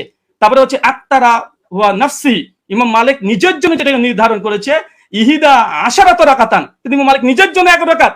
মানে ইমাম মালিকের সময় মানুষ 36 টাকাত পড়ছে, কিন্তু ইমাম মালিককে যখন সরকার যখন চিঠি পাঠায়, এই ঘটনা বর্ণনা আছে অনেক জায়গাতেই, তারপরে তাকে যখন বললো যে নামাজের সঙ্গে কি কমিয়ে দেবো, সেই সময় মালিক বলছে তারা পড়তে থাক, কিন্তু আমি নিজের জন্য ফি নাফসি, আমার জন্য ইহিদা আশারাত রাকাতান, আমি 11 রাকাতকে আমি নিজের জন্য গ্রহণ করলাম। মানুষ কি পড়ছে দেখার দরকার নেই, ইমাম মালিককে কথা মেনে নিন। আচ্ছা, এরপরে দেখেন, আচ্ছা বদরুদ্দিন আইনি হানাফি তিনিও উমদাতুল কারি শারে সহিহ বুখারীতে 102 নম্বরে তিনি এই কথা স্বীকার করে নিয়েছেন যে ইমাম মালিক তিনি তার নিজের জন্য 11 রাকাতকে তিনি পছন্দ করেছিলেন। তার জামানায় কে কত পড়েছিল দেখার দরকার নেই, কারণ আমাদের আজকের আলোচ্য বিষয় এটা নাই যে কার জামানায় কত রাকাত পড়েছে। যদি ওটা নিয়ে ডিবেট করতে হয় আসেন পরে একটা সেশন রাখেন, অন্যদিন একটা সময় দেন, আবার আসবো, এটাও প্রমাণ করবেন ইনশাআল্লাহ ওমর বিন খাত্তাব জামানাতে 8 টাকা তারাবি হতো। আজকের আলোচ্য বিষয় ওসমান সাহেব ভুলে গেলে হবে না, ওমর বিন খাত্তাব কত রাকাত তারাবির আদেশ করেছেন, ওমরের জামানায় কে বা কারা কত পড়তো, কোন ইমাম কত রাকাতের ফতোয়া দিয়েছে, কে কি বলেছে, এটা নয়। হাদিস শাস্ত্রের আলোকে ওমর বিন খাত্তাব কত রাকাত আদেশ করেছে, মুওয়াত্তা মালিকের স্পষ্ট হাদিস 11 রাকাত। আপনি ইস্তেরাবের দাবি করেছিলেন, দুমড়ে মুচড়ে গেছে আলহামদুলিল্লাহ। বরং আপনি যে দলিল দিয়েছেন সবগুলো মুনকাতে হাদিসে পেশ করেছেন, এবং আপনাকে যে চ্যালেঞ্জগুলো করা হয়েছিল, আপনাকে যে চ্যালেঞ্জগুলো করেছিলাম সেই চ্যালেঞ্জের জবাব এখন পর্যন্ত আসেনি। যে ইয়াহিয়া কাত্তানের যে বর্ণনা পেশ করেছেন কাকে আদেশ করেছে হাদিস উল্লেখ নাই। মুওয়াত্তা মালিকের হাদিস দেখেন, দুটো হাদিসকে সম্মানিত দর্শক মণ্ডলী মাইন্ড ফুলে রাখেন, ফ্রেশ রাখেন, এক গ্লাস পানি খান, তারপর আলোচনা শোনেন। উনি উমারের 20 টাকা তার আদেশ যে দলিল দিয়েছে মুনকাতে সনদ বিচ্ছিন্নতা আছে, কাকে উমার আদেশ দিয়েছে সে কথা হাদিসের মধ্যে উল্লেখ নেই। আচ্ছা, আর ওমর বিন খাত্তাব মুওয়াত্তা মালিকের সবকিছু মজুদ আছে আলহামদুলিল্লাহ। তারপরেও দেখেন কোন হাদিসটা বেশি মজবুত এবং কোনটা শক্তিশালী, কোনটা। চলেন, আচ্ছা উনি বলছেন অধিকাংশ ওলামারা তো ইমাম তিরমিজি নকল করলেন যে অধিকাংশ আহলে ইলম তারা কত রাকাত পড়েছে, তারা 20 টাকাতে কথা বলেছে। দেখেন ইমাম তাবারি কথা নিয়ে নেন, তাহলে ইমাম তিরমিজির পাল্টা জোর তাবারি কল দিয়ে তিনি কি বলছেন, তিনি পরিষ্কার বলছে ইমাম তাবারি কথা আছে কাসরি মিনাল আহলিল ইলম, অধিকাংশ ওলামারা আহলে ইলমরা, মূর্খরা নয়, আহলে ইলমরা কি করেছে ইহিদা আশরাতা রাকা, তারা 11 রাকাতকে পছন্দ করেছে। 11 রাকাতকে, এটা ইমাম কুরতুবীর কল মজুদ আছে। তো এরকম ফতোয়া যদি দিতে চাই এরকম আপনিও দিবেন আমিও দিব। আজকে টপিক এটা নয় যে কোন হুজুরে কত ফতোয়া দিয়েছে, জনগণ কত পড়তো, লোকজন কত পড়তো। আজকের আলোচ্য উমার কত রাকাতের আদেশ করেছে। চলেন, এখানে তিনি কয়েকটা দলিল এখানে 20 টাকাতে আবার দেওয়ার চেষ্টা করেছে, আমরা সেখানে দেখাবো। বরং আমি বলবো আচ্ছা 20 টাকাতে তিনি হাদিস আরো তিনি ঝরঝর করে 6খানা হাদিস দিয়ে ফেলেছেন, আমাদের 4টে মুরসাল। আমি সনদ দেখেন পুরো হানাফিকে স্ক্রিনের মধ্যে রেখে দিয়েছি এখন এই মুহূর্তে। সাইদ বিন ইয়াজিদ থেকে আবু জুয়াবের হাদিস যায়িফ, আবু জুয়াবের হাদিস যায়িফ। চলেন এক ঝলক দেখে দেবো শুধু, কারণ এখানে আসলামী আছে, ইব্রাহিম বিন মুহাম্মদ বিন আবি ইয়াহিয়া আসলামী, তিনি পঞ্চম স্তরের মুদাল্লিস রাবী। এবং কে জেদ বলেছে এ রাবিকে স্বয়ং ইয়াহইয়া ইবনে মাইন হানাফি বলে দাবি করা হয়, তিনি স্বয়ং তাকে কাযযাব বলেছেন। লাইসা বিসিকাতিন, তিনি সিকা নয়, কাযযাব, তিনি মিথ্যুক রাবি দলিল দিয়েছে। মুস্তাজি হতাশ হয়েছি আলাইহিস সালাম সাহেব। 2 নাম্বার আবুল আলিয়ার যে বর্ণনা পেশ করেছে, আবুল আলিয়ার বর্ণনা আবু জাফর রাজি জয়ীফ রাবি, কে বলেছে দেখেন এখানে নাজমুর রায়াত হাফিজ জাইলি কি বলছে, আবু জাফর মুতাকাল্লিম ফি, তিনি বিতর্কিত রাবি। ওয়ালা আলী ইবনুল মাদিনী, তিনি অনেক মানে ইস্তেরাব করতেন। ওয়ালা আহমদ লাইসাবি কয়িন, ইমাম আহমদ বিন হাম্বল বলছে এই আবু জাফর রাজি ইনি হচ্ছেন শক্তিশালী নয়। ওয়ালা আবু জুরা রাজি ইয়াহুম কাসিরা, অধিকাংশ ভুল করতেন। হাফেজ জাইলাই হানাফি, তিনি বলছেন আবুল আলিয়ার হাদিসের যে রাবি আবু জাফর ইনি জয়ীফ রাবি, মুতাকাল্লিম ফি, বিতর্কিত রাবি দলিল দিচ্ছেন মুওয়াত্তা মালিকের সামনে। অবাক। দেখেন ইমাম আহমেদ বলছে মুস্তারিবুল হাদিস আবু জাফর রাজিকে পঞ্চম। আচ্ছা, এবং তিনি ইয়াজিদ বিন রোমানের হাদিসটাকে তিনি আবার পেশ করলেন, নতুন পরপর 3টে হাদিসকে ইরসাল বলছে। এক পৃষ্ঠাতে হানাফিদের 3টে হাদিস জয়ীফ, আর এটা আসর সুনানে স্পষ্ট এখানে লিখে দেওয়া হয়েছে। আচ্ছা, এখানে চতুর্থ বিষয় দেখেন, উনি বারবার ইয়াহিয়া সাইদ আনসারীর হাদিসটাকে উনি বলছেন যে এটা যদিও মুরসাল উমরের জামানায় পায়নি। আমি এখানে 2 মিনিট নেব যেটা পাওয়ার কথা। জি অবশ্যই আপনি 2 মিনিট নেবেন। জি আচ্ছা, আপনি স্টার্ট উস্তাদ জি শোনেন এবং শ্রোতা মন্ডলী শোনেন, উনি যে দলিলটাকে মজবুত দলিল বানিয়েছেন যে ইয়াই বিন সাইদ আল আনসারীর এই হাদিস দেখেন, ইমাম হাজম রাহিমাহুল্লাহ তিনি বলছেন যে ইয়াই সাইদ আল আনসারী তিনি মৃত্যুবরণ করেছে ওমর বিন খাত্তাবের 25 বছর পরে। উস্তাদ জি কি দিয়ে মানুষকে মানে এইভাবে যদি রিজাল্ট শাস্ত্র নিয়ে যদি আলোচনা করতে আছেন, মানুষ তো হতাশ হয়ে বাড়িতে ফিরবে। যে এমন একজন হাদিস বর্ণনা করলেন যে ওমর বিন খাত্তাবের জামানায় পেল না, এখন তো এটা প্রমাণই করতে পারলেন না সন্তানকে মুত্তাসিল, এখন পর্যন্ত প্রমাণ করতে পারলেন না, এটা আপনার জন্য আমি এবং উনি বলেন যে ওসুলকে নাকি চ্যালেঞ্জ করিনি, ওসুলকে চ্যালেঞ্জ করেছি। 2-4টে মুস্তালাহুল হাদিস মানে এই গোটা আলোচনার সারমর্ম এটাই হয়ে যাচ্ছে যে এখন মুরসাল হাদিস দলিল কি দলিল না, মুরসাল হাদিস দলিল কি দলিল না। আরে যদি তর্কের খাতে ধরে নি মুরসাল হাদিস দলিল, মুয়াত্তা মালিকের মতো গোল্ডেন চেনের সঙ্গে টেক্কা দিতে পারে, ধরেও নি ফর সেক অফ আর্গুমেন্ট, কোথায় কি আর কোথায় কি যে ধরেও নি। তারপরে দেখেন এখানে আরেকটা উনি বললেন যে ওমরের জামানাতে পড়ার কথা, যদি ওমরের জামানার কথা হয় আমরা তো দলিল দিয়ে দিতে পারবো যে ওমরের জামানাতে সাহাবীরা ইয়াহিয়া সাইদ আল কাত্তানের মতো সাহাবীরা তিনিও 11 রাকাত তারাবি পড়েছেন, এই মর্মে অনেকগুলো দলিল আমরাও দেখে দিতে পারবো। আমি এক ঝলক শুধু দেখে দেবো, তিনি যেহেতু অনেক সাহাবীদের কথাও তিনি দলিল হিসেবে নিয়ে এসেছেন যে তারা কোন কোন জামানায় তারা পড়তো। আচ্ছা চলেন, আচ্ছা এখানে ইয়াহিয়া সাইদ আল আনসারীর যে রিওয়ায়াত নিয়ে এসেছে দেখেন, আমি এখানে 4জন এখানে রেখে দিচ্ছি, এখানে 4 জনের নাম দেখেন। আচ্ছা ইয়াহিয়া সাইদ আল আনসারী রাহিমাহুল্লাহ তিনিও বলছেন যে ওমরের জামানায় আমরা 20 টাকা তারাবি পড়তাম। ও ইয়াহিয়া সাইদ আল কাত্তান উনি যে দলিল দিয়েছে, আমি আরেকটা দলিল দিলাম খনন করার জন্য, উনি ইয়াহিয়া সাইদ আল কাত্তান যে দলিল যে এখানেও এর হচ্ছে মুসনাদ ইবনে আবি শাইবা 7671 নম্বর হাদিস, তিনিও বলছেন যে ইহিদা আশরাতা রাকা ওমরের জামানায় আমরা 11 রাকাত পড়তাম আলহামদুলিল্লাহ। আর একটা দেখেন আব্দুল আজিজ ইবনে মুহাম্মদ তিনিও বলছেন যে ওমরের জামানায় আমরা 11 রাকাত পড়তাম। শেষ হয়েছে 2 মিনিট। শুকরিয়া জাযাকাল্লাহ খাইরান। অনেক অনেক ধন্যবাদ আপনাকে। আমি একটু দুঃখ প্রকাশ করে নিচ্ছি যে 2 আলোচকই আপনারা মাঝখানে কিছু আমার কাছে মনে হয়েছিল যে আপনাদের আলোচনাটা প্রাসঙ্গিক, যার কারণে ফতোয়া বিষয়টা নিয়ে আলী হাসান ওসামা আলোচনা করেছেন।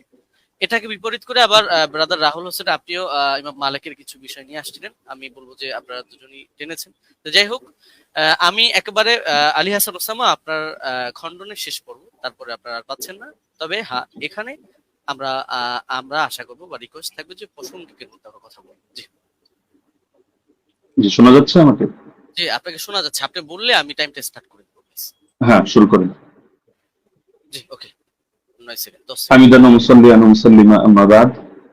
ব্রাদার রাহুল ভাইয়ের ব্যাপারে আমি একটা হতাশা প্রকাশ করছি। এই লিখিত সাজানো গোছানো ফরম্যাট দিয়ে আমার কথাগুলো খণ্ডন করতে চাইলে সবচাইতে বড় যে ঝামেলাটা আপনি করেছেন, আমি কথা বলি 50টা আর আপনি লিখিত ফরম্যাট থেকে সেই আগে চর্বিত চর্বণটা সাজিয়ে রেখেছেন এবং 3 বছর থেকে বয়ানও যা বলছেন সেগুলোই টেনে টেনে আপনি শুধু আগের কথাগুলোই করেন, অথচ অধিকাংশ পয়েন্ট আপনি কি বোঝেনই না না ইচ্ছাকৃত এড়িয়ে চলেন, আমি ধরতে পারি না।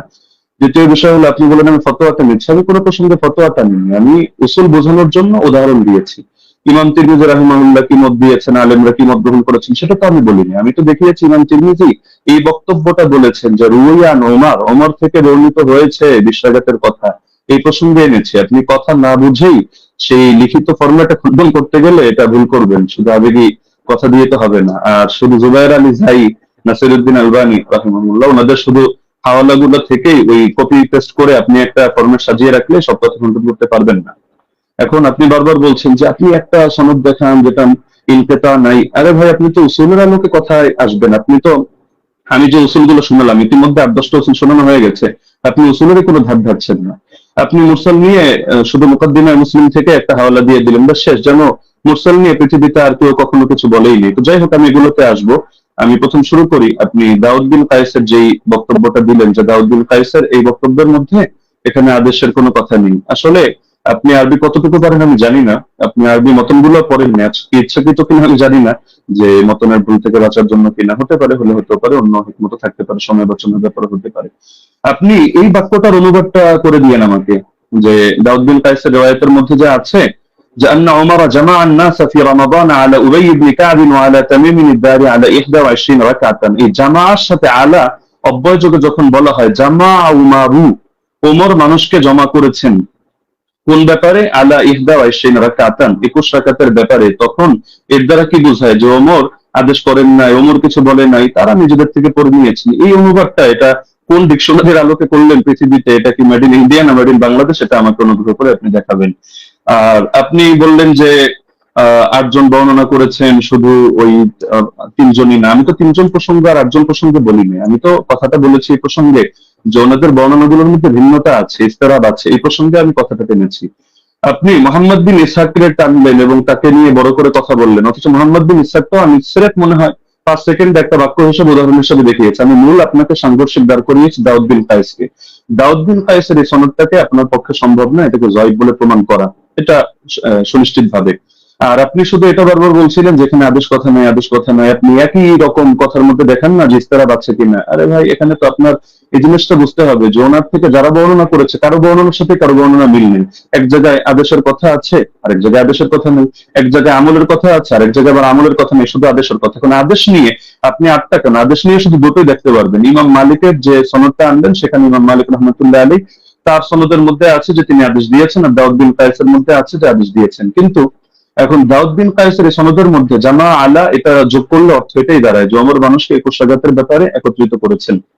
তাহলে এটা কিভাবে সম্ভব যে একই হাদিসের মধ্যে এক জায়গায় বলা হচ্ছে 21 রাকাত, আর এক জায়গায় বলা হচ্ছে 11 রাকাত? যদি হাদিস ভিন্ন ভিন্ন হতো, ভিন্ন ভিন্ন বর্ণনাকারী থেকে, আমরা তাহলে ধরতাম না এটা জামানার ভিন্নতা। লেকিন এরকম তো কোনো ব্যাপার ঘটেনি। সুতরাং এটা গায়ে পড়ে করা হয় না। আর সাত বর্ণনা কাকে বলে? দাউদ বিন কায়েসকে আপনি কোন পর্যায়ে দাঁড় করিয়ে আপনি সাজ এখানে বলবেন, বা আপনি এটাকে ওইটার সাথে সাংঘর্ষিক করবেন?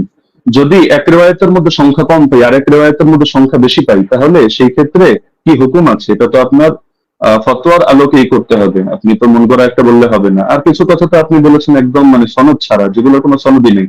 আপনি ইমাম মালিকের একটা ফতোয়া আনলেন, হলো তার এক শাগরেদ বলেছেন, তো তার শাগরেদ থেকে কি আপনি শুনেছেন না ওই কিতাবের লেখক ডাইরেক্ট শুনেছে? মাঝখানে সনদগুলো গেল কোথায়? আর আপনি মাযহাব নিয়ে কথা বলতে চাইলে মাযহাবের ব্যাপারে মূলনীতিগুলো তো আপনার জানা থাকা দরকার। ধরেন মালিকি মাযহাব নিয়ে আমি 100টা মত পেলাম, তাহলে আমি কোন মতটা চূড়ান্ত ধরবো? এখন ইমাম মালিক থেকে একটা বিশুদ্ধ মত দেখাতে পারবেন না যে ইমাম মালিক রহমতুল্লাহ আলী কোথাও আপনাদের মতামত দিয়েছেন। আপনি হাফিজ ইবনে হাজার আসকালানী রহমতুল্লাহ আলী, আপনাদেরও পছন্দের ব্যক্তিত্ব, তার কিতাব থেকেও আপনারা দেখে নিতে পারেন, অথবা তার হাওয়ালে আমি হুবহু বাক্য বলে দিচ্ছি। তিনি লিখেছেন ইতিমাদুহুম ফিল আহকাম ওয়াল ফাতওয়া আলা মা রাওয়াহু ইবনুল কাসিম আন মালিক সাওয়াউন ওয়াফাকা মা ফিল মুওয়াত্তা আম লা। যে ফতোয়া দেওয়ার ক্ষেত্রে, বিধিবিধান বর্ণনা করার ক্ষেত্রে ইবনুল কাসিম যেটা বর্ণনা করবে ইমাম মালিক থেকে সেটাই গ্রহণযোগ্য, এবং সেটা মুওয়াত্তা কিতাবের মধ্যে যা আছে তার সাথে মিলুক বা না মিলুক, এটা হলো মাযহাবের মূল ভিত্তি হিসেবে ধরা হবে। এটা তাজিলুল মানফা 4 নম্বর পৃষ্ঠার মধ্যে পেয়ে যাবেন। তো ওনার শাগরেদ ইবনুল কাসিম বলেন, ইবনে আইমান বলেন, তাদের থেকে কোথাও আপনি আত্রাগাতের দূরতম কথাও দেখাতে পারবেন না। আত্রাগাতের কথা আল্লামা আইনি যেটা এনেছেন, সুয়ুতি যেটা এনেছেন, আপনি সুয়ুতিটা তো আনেননি, এটা আপনার নজরে পড়ে নেই হয়তো, যে যে জায়গা থেকে কপি পেস্ট করেছেন। না হলে এর বিপরীতে আমি আপনাকে, যদি 100 চান আমি 100 হাওলা আপনাকে দিয়ে দিতে পারবো। যদি আপনিও বলেছেন যে আলাদা ডিবেটের আয়োজন করলে, তো ঠিক আছে, করতে পারেন। তো ইমাম আইনি বলেছেন, ইমাম সুয়ুতি বলেছেন, বেসনদ কথাবার্তা কোথাও দলিলযোগ্য হবে না। তো মোহাম্মদ বিন ইসহাক এখানে ফ্যাক্টর না, আর অন্য লোক ফ্যাক্টর না। আর আপনি বলছেন যে আমরা দেওবন্দিরা গায়ে পড়ে দাবি করি মুস্তারিদ, আর কেউ দাবি করে না কেন? আপনি তো আহলে হাদিস ঘরে না। তো আপনাদের পিস পাবলিকেশন থেকে বই প্রকাশিত হয়েছে রাসূল সাল্লাল্লাহু আলাইহি ওয়াসাল্লামের প্র্যাকটিক্যাল নামাজ কোরআন ও সহিহ হাদিসের আলোকে। এই বইয়ের 222 নম্বর পৃষ্ঠা থেকে আমি আপনাকে শোনাচ্ছি। তার শাসন আমলে, তার মানে ওমরের কথা চলছে, 11 রাকাত এবং 21 রাকাত তারাবি সালাত আদায়ের প্রমাণ পাওয়া যায়। সাহেব রাদিয়াল্লাহু আনহু তৃতীয় ছাত্র মুহাম্মদ ইবনে ইউসুফ উপরোক্ত কথাগুলোর বর্ণনাকারী। হাদিসের মূল সূত্র অনুসারে একই রাবীর একই বিষয়ে পৃথক পৃথক মত প্রকাশ করা বিশুদ্ধ হওয়ার অন্তরায়। সুতরাং 20 রাকাতের অভিন্ন মত গ্রহণ করাই যুক্তিসঙ্গত। তাহলে ইস্তেরাবের কথা, ইখতিলাফের কথা কি আমরা টানলাম নাকি আপনাদের লোকেরাও এটা টেনেছে? এটা তো আপনাদের স্পষ্টভাবে দেখা দরকার।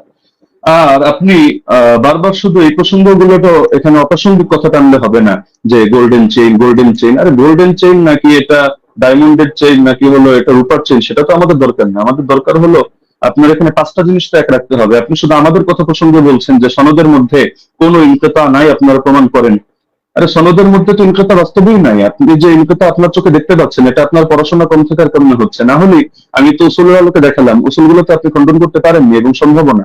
তো যার কারণে সনদের মধ্যে তো ইনকিতা নেই, তো শুধু গায়ের জোরে বললে তো হবে না। তো হাদিসটা যারা বলেছে হাদিস সহিহ হওয়ার জন্য এই 5টা শর্ত, সেই ইমামরাই, এটা অন্য কোনো ইমাম না। আমি আজিব গারিব কারো নাম টানি নেই, বা আমাদের কোনো বড় হুজুরের নাম টানি নেই, তারাই এই মূলনীতিটা দাঁড় করিয়েছেন। তো সুতরাং এটাকে আপনি গায়ের জোরে অথবা চাপার জোরে বা একটা হাসি দিয়ে ফেলে দেওয়ার মতো বিষয় না। তো আবার কিছু আলোচনা টেনেছেন একেবারে অপ্রাসঙ্গিক, যেমন ওমর কাকে আদেশ দিয়েছেন। আচ্ছা, ওমর আপনাকে আদেশ দিল বা আমাকে আদেশ দিল, মানে কাকে আদেশ দিল এটার সাথে কোন বিষয়ের সম্পর্ক? এখন রাজুলান, এই রাজুলান শব্দটা যদি এমন হয় যে পৃথিবীর কেউ কোনোদিন জানতে পারলো না যে রাজুলানটাকে উবাই বিন কাব নাকি তামিম দারি নাকি অন্য কোনো সাহাবী, এটা কি সমস্যা? আমাদের তো আলোচ্য বিষয় এটা যে ওমর রাদিয়াল্লাহু আনহু তিনি কত রাকাতের আদেশ করেছেন, 8 নাকি 20। 8-এর পক্ষে আপনি যে দলিল দিয়েছেন সেই দলিলটা মুস্তারিদ একটা রিওয়ায়াত, যে রিওয়ায়াতটা গ্রহণযোগ্য না। আপনাদের কিতাবের মধ্যে লেখা আছে যে না, এটা একটা দলিলযোগ্য হয় না। তো সুতরাং এটা তো আমাদের এখানে টেনে লাভ নেই। তার মধ্যে আরো কিছু আলোচনা টেনেছেন একেবারে প্রাসঙ্গিক, যে এমন জিনিস দেখান, এমন জিনিস দেখান, অমুকের আগে কে করেছে, তমুকের আগে কে করেছে, মাদানী রাউই, সিলসিলাতুল জাহাবিয়া, গোল্ডেন চেইন ইত্যাদি। এগুলো দেখানো না দেখানো তো মূল বিষয় না। আপনি অপ্রাসঙ্গিক প্রশ্ন আমিও চাইলে আপনাকে 100টা করতে পারি, কিন্তু আমি পূর্বের অংশগুলোতে একটা অপ্রাসঙ্গিক কথা বলিনি। অতি অল্প সময়ের মধ্যে শুধু আপনাকে আমি মূলনীতিগুলো বলেছি, লেকিন আপনি যেহেতু আগে একটা ফরম্যাট সাজিয়ে এনেছেন, তো যার কারণে মূলনীতিগুলো আপনি করেননি। এই যে আবু জাফরকে নিয়ে আপনি মাঝখান থেকে কথা প্রসঙ্গে টেনেছেন, যদি আমি এগুলো মূল দলিল দেইনি। আরো মজার বিষয় হলো আপনি এমন কিছু খণ্ডন করে দিয়েছেন যেটা আমি বলিই নাই। আবার আমি যেটা বলেছি এমন অধিকাংশ পয়েন্ট দিয়েছেন বাদ দিয়ে কয়েকটা রিওয়ায়াত বললেন যে আপনি এটা বলেছেন, আমি হতাশ, অথচ এটার জবাব এটা, অথচ সেটা আমি বলিনি। তো মাঝখানে আবু জাফরকে টেনে এনেও আপনি দাঁড় করিয়ে দিলেন যে আবু জাফর এটা সর্বসম্মতিক্রমে যায়িফ, কিছু কারণও টানলেন, অথচ আবু জাফর মুখতালাফি যায়িফ না। যদিও এটা মূল আলোচনা, প্রাসঙ্গিক ভাবে বলছি, মুখতালাফি যায়িফ না। তাকে নিয়ে ইখতিলাফ হওয়া ভিন্ন জিনিস, আর চূড়ান্ত ভাবে যায়িফ হিসেবে স্বীকৃত হওয়া ভিন্ন জিনিস।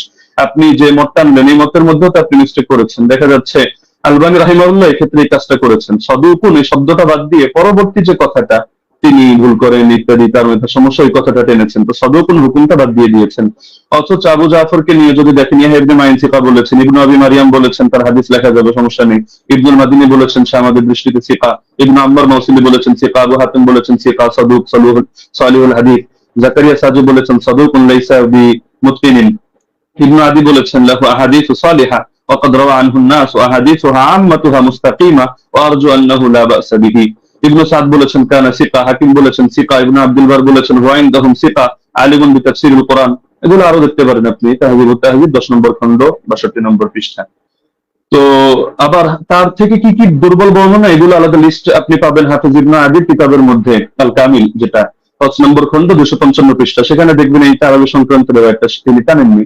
তো বারবার আপনি মুরসাল মুরসালি গায়ের জোরে মুরসাল সাব্যস্ত করে দিয়েই কথা তো শেষ না। আমরা যে মূলনীতিগুলো বললাম, আর এটাও আমরা দেখালাম যে সনদ কোথাও সহি না হওয়ার পরও সেই ক্ষেত্রে আপনার হুকুম আরোপ করে দেওয়া হয় যে এই জিনিসটা যেহেতু উম্মতের ব্যাপক আমলের মধ্যে আছে, কখনো কখনো সেটাকে আমলযোগ্য বানিয়ে দেওয়া হয়। এটা আহ, মানে ইমামদের সর্বসম্মত একটা উসুল, যদি আমরা এগুলোকে কোনোটাকে মূল ধরি নেই। আপনি তো এখানে বলতে চাচ্ছেন আপনার মূল কথাই এটা, ইয়াহইয়া ইবনে সাঈদ হয়তো কোন আলতো ফালতু রাওয়ী থেকে এনেছেন এবং এই হাদিসের মধ্যে একটা দুর্বলতা তৈরি হয়েছে, অথচ প্রথম ধাপের মূলনীতিগুলোর মধ্যে আমরা যা বলেছি এখানে আপনার কথাগুলো খণ্ডন হয়ে যায়। পাশাপাশি সেই জামানার আমলগুলোকে আপনি যেভাবে উড়িয়ে দিচ্ছেন, যে যার যেভাবে মনে হচ্ছে আমল করেছে, লেকিন এই জায়গায় ওমর রাদিয়াল্লাহু আনহু আদেশ হয়তো ছিল না। আপনি খেলাফতের জামানা দেখেন নাই, নরেন্দ্র মোদীর জামানা দেখেছেন, এই হিসাবে আপনার এমন মনে হতে পারে যেখানে সাহাবীরা বলছেন যে সাহাবীরা আমল করতেন, কানু ইয়াকুমুন অথবা কুননা নাকুমু, আমরা আমল করতাম। তো তারা সকলে আমল করতেন আর খলিফা এখানে কিছু জানতো না, কিন্তু কোন বাড়িতে কি হচ্ছে না হচ্ছে এরকম সূক্ষ্মাতি সূক্ষ্ম অনেক বিষয় পর্যন্ত খলিফা জেনে যাচ্ছে। এটা তো অদ্ভুত ব্যাপার। খেলাফতের জামানার ব্যাপারেও যে বেদাত ওমরের জামানায় চলছে, যে ওমর একেবারে হুদাইবিয়ার সন্ধি হলো যে গাছের নিচে সেই গাছ কেটে দিয়ে আসছে, হাজরে আসর চুমু খাওয়ার সময় পর্যন্ত ক্লিয়ার ভাবে বলছে যে আমি এই আকীদা পোষণ করি না তুমি কারো ক্ষতি করতে পারো, উপকার করতে পারো, বরং আমি এজন্য করছি তোমার গায়ে চুমু খাচ্ছি যে আল্লাহ রাসূল সাল্লাল্লাহু আলাইহি ওয়াসাল্লাম চুমু খেয়েছেন এই কারণে। তো আপনি যে কথাগুলো বললেন একটা নতুন কথা আসলে আমি পাইনি। এগুলো হাফেজ জুবাইর আলী জাহিদ কিতাব যদি কেউ পড়ে, বা শাইখ আলবানী সালাতুত তারাবি পড়ে, অথবা আপনার আব্দুর রহমান মোবারকপুরি সাহেবের কিতাবগুলো পড়ে, ব্যাস ওই যা বলেছে আপনি ঘুরে ফিরে সেই কথাগুলোই বলেছেন।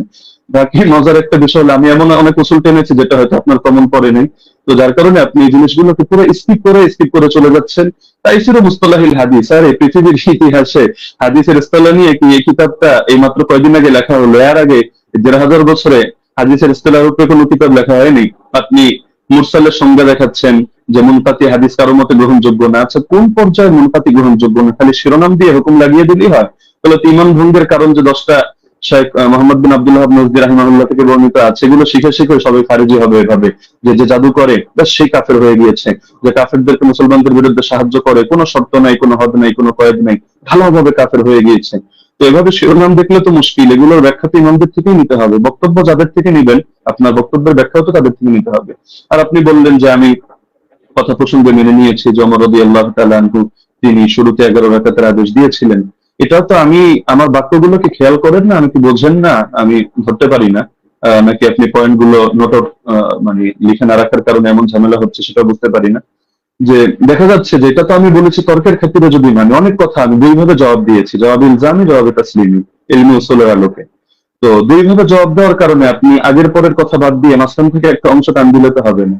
আর কোন মুনকাতি, কোন মুরসাল, কোন ক্ষেত্রে কি হুকুমে যাবে, এটা তো আপনাকে শাস্ত্রীয় আলোকে বুঝতে হবে। আপনি যে কোনো জিনিস শুধু একটা ব্যাস গোল্ডেন চেইন, মাদানী রাউি, অথবা বুখারী মুসলিমের শর্ত উন্নীত ইত্যাদি ইত্যাদি একটা বলে দিলেন, ব্যাস হয়ে গেল। বিষয়টা এমন না, যেহেতু আলোচনা আমাদের শাস্ত্রীয় বিষয়, এটা কোনো মাযহাবী তাকলিদি বিষয় না যে মুখোমুখি রেফারেন্সে আমাদের কথা বলতে হবে। ইবনে উসাইমিনের হাওয়ালায় আপনি বললেন যে আমি কয়েকটা কথা টেনেছি, ওখানে আমি ইবনে উসাইমিনের হাওয়ালায় টানি না, শেখ সালেহ আল মুনাজ্জিদের হাওয়ালায় টেনেছি, এটা আবেগে আপনি কয়েকবার এটা উচ্চারণ করেছেন। আর এখানে আমি তার ফতোয়া দেখাইনি, আমি এখানে ফতোয়া উল্লেখ করার জন্য বসিও নেই আপনার সামনে। এখানে আমি দেখিয়েছি যে তারা সকলে বিআমরিহি, অর্থাৎ এটা যে ওমরের আদেশে হয়েছে এই বিষয়টা তারা অস্বীকার করে নিয়েছেন। তো সুতরাং মানে যে জিনিসগুলো আপনার স্পষ্ট, তো সেই জিনিসগুলোকে গায়ের জোরে তো আপনি প্রমাণ করে নিতে পারবেন না যে না এই জিনিসটা এই প্রশ্ন আমি আপনাকে ছুড়ে দিলাম, এটার জবাব দেন, ওটার জবাব দেন, ওটার জবাব দেন, না দিলে ব্যাস তাহলে সাব্যস্ত হলো আমার কথাই সহি। বিষয়টা তো এমন নয়, শাস্ত্রীয় মূলনীতি। আপনি এই আলোচনা শেষ হওয়ার পর ঠান্ডা মাথায় বসেন, আমি নতুন কোনো কথা আপনাকে ছুড়ে দিচ্ছি না, যেহেতু আপনি খণ্ডন করার সময় পাবেন না, এটা আসলে আদবের দাবি না। ছুড়লে আমি ছুটতে পারি, আপনি ভবিষ্যৎবাণী করে দিয়েছেন যে এমন কৌশল হয়তো আপনি করবেন, আমরাও বুঝি না, এত বোঝার দরকার নেই। আহ আমার ব্যাপারে খারাপ ধারণা আপনি অযৌক্তিক ভাবে রাখারও কোনো কারণ নেই। আর আমি তো আপনার মতো পুরোনো ডিবেটারও না যে এখানে ডিবেটের কৌশল খাটিয়ে আমি আপনাকে পরাজিত বা অপমানিত বা লাঞ্ছিত করতে চাবো না। আপনি আমার দিনী ভাই, মহাব্বতের ভাই, আপনি কাফের মুশরিকদের বিরুদ্ধে যে কাজ করেন আমি এগুলোকে শ্রদ্ধা করি এবং উৎসাহ দিই, দোয়াও করি। আগামীতেও আমি আশা রাখি আপনি কাজগুলো কন্টিনিউ করবেন। তো সুতরাং আপনার সাথে আমার কোনো দ্বন্দ্ব নেই, কোনো ভিন্ন কিছুও নেই। আল ওয়ালা আল বারা, এই আকীদাই তো আমরা ইসলাম থেকে লালন করি। তো সুতরাং অপ্রাসঙ্গিক কথা না টেনে আপনি মূলনীতির আলোকে বিষয়গুলো বোঝেন। প্রয়োজনে আপনি এই ভিডিওটা এটা শেষ হওয়ার পরও লাইভ স্ট্রিমিং আপনি ঠান্ডা মতো 10 বার শোনেন, 20 বার শোনেন, প্রয়োজনে মুযাকারা করেন। কোন ভুল যদি আপনার কাছে মনে হয় আপনি স্বীকার করে নেন, সমস্যা নেই। আর যদি মনে হয় না ভুল না, আপনারটা সঠিক, ঠিক আছে, আপনি স্থির থাকেন। বাকি সারা দেশ তো দেখছে, তারা বিষয়গুলো সঠিকভাবে বিবেচনা করবে। আমরা তো এখানে কোনো বিচারক নির্ধারণ করে বসিনি। তো যার কারণে পুরো দেশ এটা কমন সেন্স দিয়ে বিবেচনা করবে। জাযাকাল্লাহ, আমি সেকেন্ড সময় অতিরিক্ত নিচ্ছি না। জি, মুফতি আলী সাহেব, আপনি চাইলে 2 মিনিট ইউজ ব্যবহার করতে পারতেন, বাদবাকি আপনি না, করেননি। ব্রাদার রাহুল বলেন। যে আমাদের খণ্ডন যে 2টি পর্ব ছিল, 2টি শেষ হয়েছে। এখন আপনারা শুধু 5 মিনিট করে সময় পাবেন। এটা হচ্ছে রিভিউ পর্ব, অনুসংখ্য পর্ব। এই পর্বে আপনারা 5 মিনিট করে আলোচনা করতে পারবেন, নতুন কোনো তথ্য আপনারা অ্যাড করতে পারবেন না এই পর্বে। হ্যাঁ, আমি ব্রাদার রাহুল হোসেন আপনার কাছে যাব এবং আপনি বললে আমি আপনার টাইমটা শুরু করব। জি, শুরু করুন। জি, বিসমিল্লাহ। তো শেষ থেকে শুরু করি। ওস্তাদ জি বারবার কয়েকবার অভিযোগ করলেন বারংবার যে আমি জুবাইর যাই আর আলবানির বই পড়ে এসে বসে পড়েছি। কার বই থেকে ইলম নিয়েছি? সালাফদের থেকে তো আমরা ইলম দেবো, তাই তো? আলেমদের কাছ থেকে, কোনো জাহেলের কাছ থেকে তো নিইনি, তাই না? আমি তো আপনাকে বলতে পারি যে মৌলানা আব্দুল মালিক সাহেবের বই থেকে ঢের প্রমাণ দেখিয়েছি। তো তার কাছ থেকে জ্ঞান নিয়েছি, আপনার কাছ থেকে আমি জ্ঞান নিই। বিভিন্ন জায়গা থেকে জ্ঞান নিই আমি, জ্ঞান আমার উপরে এলহাম আসবে না, এটা অন্তত আপনি মানেন যে আমার প্রতি এলহাম আসবে না। আলেম ওলামাদের বই পড়েই আমাদের এখানে আসছে, এসে আলোচনা করা। তো এখানে এত এতরাজ করার অভিযোগ মানে আমি বুঝলাম না। 2 নম্বর, তিনি বললেন যে আমি নাকি এমন কিছু অভিযোগের জবাব দিয়েছি, যেহেতু আগে থেকে স্লাইড তৈরি করে রেখেছি, এই জন্য নাকি আমি তাল হয়ে ফেলেছি। আমি অবাক হয়েছি, যে ভাবলাম যে ওস্তাদ জি হয়তো অনেক কিছু মানে একদম ইলমে হাদিসের অনেক কিছু নিয়ে আসবে। এসে আমি অবাক হয়েছি, না, কিছুই নিয়ে আসেনি। একটা মুত্তাসিল সনদই পেশ করতে পারেনি। তার জন্য আমি অনেক কিছু ভেবে অনেক কিছু রেডি করে গেছি। দুর্ভাগ্য যে আমি যা রেডি করেছি তার 30% দলিল দিতে পারিনি। আমি একদম নিশ্চিত, আমি যদি আজকে ওসামা যে উস্তাদজির মানে ওসামার জায়গাতে থাকতাম, উস্তাদজির পক্ষে থাকতাম, তাহলে আমি এর চাইতে ঢের দলিল লাগাতে পারতাম। ঢের দলিল লাগাতে পারতাম। আমার কাছে 20 টাকার পক্ষে আরো অনেক দলিল ছিল, অনেক দলিল, কিন্তু উস্তাদজি দিতে পারেনি, না দেয়নি, না কি আমি বুঝলাম না। তো যাই হোক, সেটা একটা আলাদা বিষয়। এখানে লাস্টে তিনি ঘুরে দিলেন যে এটা ইনকেতা। ইনকেতা কেমন ইনকেতা? জি, আপনার চেয়ে তো অনেক বড় বড় উস্তাদজিরাই তো আমাকে শিখে দিয়েছে এটা ইনকেতা। যেমন দলিল নামাজে মাসাল বইতে দেখালাম, তিনি ইনকেতা স্বীকার করে নিয়েছেন, মুরসাল স্বীকার করে নিয়েছেন। জাফর আহমদ উসমানী বলতে মুরসাল, ইনকেতা আছে, বিচ্ছিন্নতা আছে। আমি আপনাকে পরিষ্কার চ্যালেঞ্জ করেছি, জবাব আপনি এখন পর্যন্ত দিচ্ছেন না। যে হাদিস সহিহ হওয়ার জন্য 5টা শর্ত। প্রথম শর্ত, হাদিস মুত্তাসিল হতে হবে। হাদিস কি মুত্তাসিল? মুত্তাসিল না, বিচ্ছিন্ন ঘটেছে, ওলামারা স্বীকার করে নিয়েছে। আজ যদি আপনি অস্বীকার করতে চান, জনসাধারণ দেখছে, এমন খেয়ানত অন্তত করাটা উচিত নয়। যেখানে আমাদের মৌলানা আব্দুল মালিক আব্দুল মতিন সাহেব স্বীকার করে নিয়েছে ইনকেতা ঘটেছে, আর আপনি এসে বলছেন যে ইনকেতা ঘটেনি, ইনকেতা ঘটেছে, তারা মূর্খ। এখন মৌলানা আব্দুল মালিক মতিনকে কেউ যদি মূর্খ বলতে চাই, বলতে পারবে, তবে আমি বলতে চাই না। 3 নম্বর, তিনি বললেন যে দাউদ বিন কায়েসের হাদিসের জমা হওয়ার কথা আছে, ধরে নিলাম, আচ্ছা আছে, জমা হওয়ার কথা আছে। আচ্ছা ওস্তাদ জি, এটা কি ইনসাফ? মোহাম্মদ বিন ইউসুফ থেকে টোটাল 8 জন বর্ণনা করছে তারাবি রাকাত, 5 জন বর্ণনা করছে 11 রাকাতের পক্ষে, এই 6 জন, আর মাত্র দাউদ বিন কায়েস বলছে 11 রাকাত। তাহলে 7 যদি হয়, কোনটা হবে? দাউদ বিন কায়েসের বিরুদ্ধে মোহাম্মদ বিন ইউসুফের 5 জন শাগিরদ আছে। এই 5 জনকে উড়িয়ে দিয়ে দাউদ বিন কায়েসের হাদিসটা আপনি গ্রহণ করতে চাচ্ছেন? এটা কোথাকার রাসূল, একটু আমাকে জানিয়ে দিবেন। আর 2, দাউদ বিন কায়েসের আমি আরেকটা অংশ বলেছি, ওটা আপনি হয়তো হজম করতে পারেননি, কারণ এই দলিলটা নতুন আপনার কাছে, বুঝতে পারেননি। আমি বলেছিলাম যে দাউদ বিন কায়েস তিনি আরেকজন তার ছাত্রের কাছে ইমাম ফারাবির কিতাবুস সিয়াম থেকে দলিল দিয়েছি, যে তিনি বলেছেন ওমর রমজান মাসে তারাবির জামাত শুরু করেছে, কত রাকাত উল্লেখ নেই। এবং মুসান্নাফ আব্দুর রাজ্জাক ওই সনদেই ওখানে আছে দাউদ বিন কায়েস ওয়া গায়রহু, এবং আরেকজন বর্ণনা করেছে, কে বর্ণনা করছে উল্লেখ নেই। এখানে দাউদ বিন কায়েস রাহিমাহুল্লাহ তিনি অন্য ছাত্রকে বলছে কোন রাকাতের কথা উল্লেখ করেনি। আর যদি সাজ হতে হয় 21 রাকাতে বর্ণনা সাজ, কেন দাউদ বিন কায়েসের বিরুদ্ধে 5 জন 1 রাকাত বর্ণনা করেছে। ইয়াইয়া সাইদ আল কাত্তানের মতো রাবি আছে, কাকে চাই আর, কে দরকার আর? ইয়াইয়া সাইদ কাত্তান এর মতন ব্যক্তি আছে, তারপর অন্য কাউকে দরকার? 5 জন। তাই দাউদ বিন কায়েসের হাদিসই জয়ীফ হবে, সাজ হবে মোহাম্মদ বিন ইউসুফ থেকে, বাকি 5 জনের হাদিস কোনোভাবেই না দাউদ বিন কায়েসের হাদিস। অতএব মানে এই হাদিসে এসে সাজ হওয়ার কারণে জয়ীফ। প্রথম কথা। এখানে বলছেন যে ইমাম মালিক থেকে নাকি আমি প্রমাণ পেশ করতে পারবো না, যে ইমাম মালিকের ছাত্ররা, কারণ যে মাযহাবের আমি মত বর্ণনা করব সেই মাযহাবের ইমাম থেকে দেখাতে হবে। আমি মনে ভুলে গেছেন, আপনি যে কাসেম থেকে বর্ণনা পেশ করেছেন, ওই কাসেম থেকে দেখিয়ে দিয়েছি। ইবনুল কাসিম ইমাম মালিকের ছাত্র স্বয়ং বলছে যে ইমাম মালিকের যুগে 36 রাকাত হতো, কিন্তু ইমাম ইবনে কাসিম নিজে বলছে যে আমি, ইমাম মালিক বলেছেন যে ফি নাফসি, আমার জন্য ইহিদা আশারা, আমি 11 রাকাতকে গ্রহণ করেছি। মানুষ কি পড়ছে উমরের ইমাম মালিকের জামানায়। ইমাম মালিক কত গ্রহণ করেছে? কত? তিনি 11 রাকাত। আমি আপনাকে 2-3টে প্রমাণ দেখেছি। বদরুদ্দিন আইনের কথা বলেছেন, বলছে সনদবিহীন।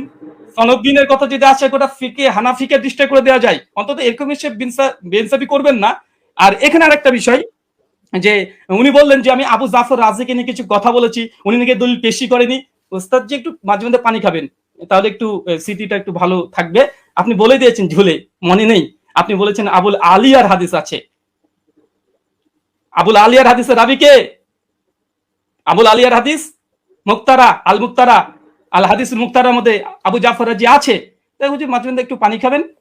আপনারা হয়তো অনেক পড়াশোনা করেন, মাথার মধ্যে অনেক কিছু আছে, দিয়ে মানে কি বলছি কি হচ্ছে হয়তো এগুলো শুনতে পাচ্ছেন না। তো সর্বোপরি কথা হচ্ছে এটা, মুয়াত্তা মালিকের যে হাদিস আলহামদুলিল্লাহ গোল্ডেন চেন, এবং মুয়াত্তার পরে যে অভিযোগ করেছিলেন যে দাউদ বিন কায়েস এখানে জয়ীফ, দাউদ বিন কায়েসের হাদিসে সাজ, ইমাম মালিক মুয়াত্তা মালিকের হাদিসের পক্ষে 7 জন আর হাদিস বর্ণনা করছে আলহামদুলিল্লাহ। আর 2 নম্বর, ওস্তাদ জি যতগুলো দলিল দিয়েছে সব সনদ ইনকেতা আছে। উনি এটাকে যতই জোর করে প্রমাণ করার চেষ্টা করুক যেটা ইনকেতা সনদ গ্রহণযোগ্য, আমিও 4 জন মুহাদ্দিসের কথা নকল করেছি। ইনকেতা মুরসাল হাদিস জয়ীফাই, 200 নামাজের মাসালেও আছে, সে মুসলিমও আছে আলহামদুলিল্লাহ। 5 মিনিট আমি আলী হাসান ওসামা আপনার কাছে যাব, এবং আপনি 5 মিনিট সময় পাবেন, এখানে নতুন কোনো তথ্য আপনি অ্যাড করতে পারবেন। জি, শুনতে পাচ্ছেন?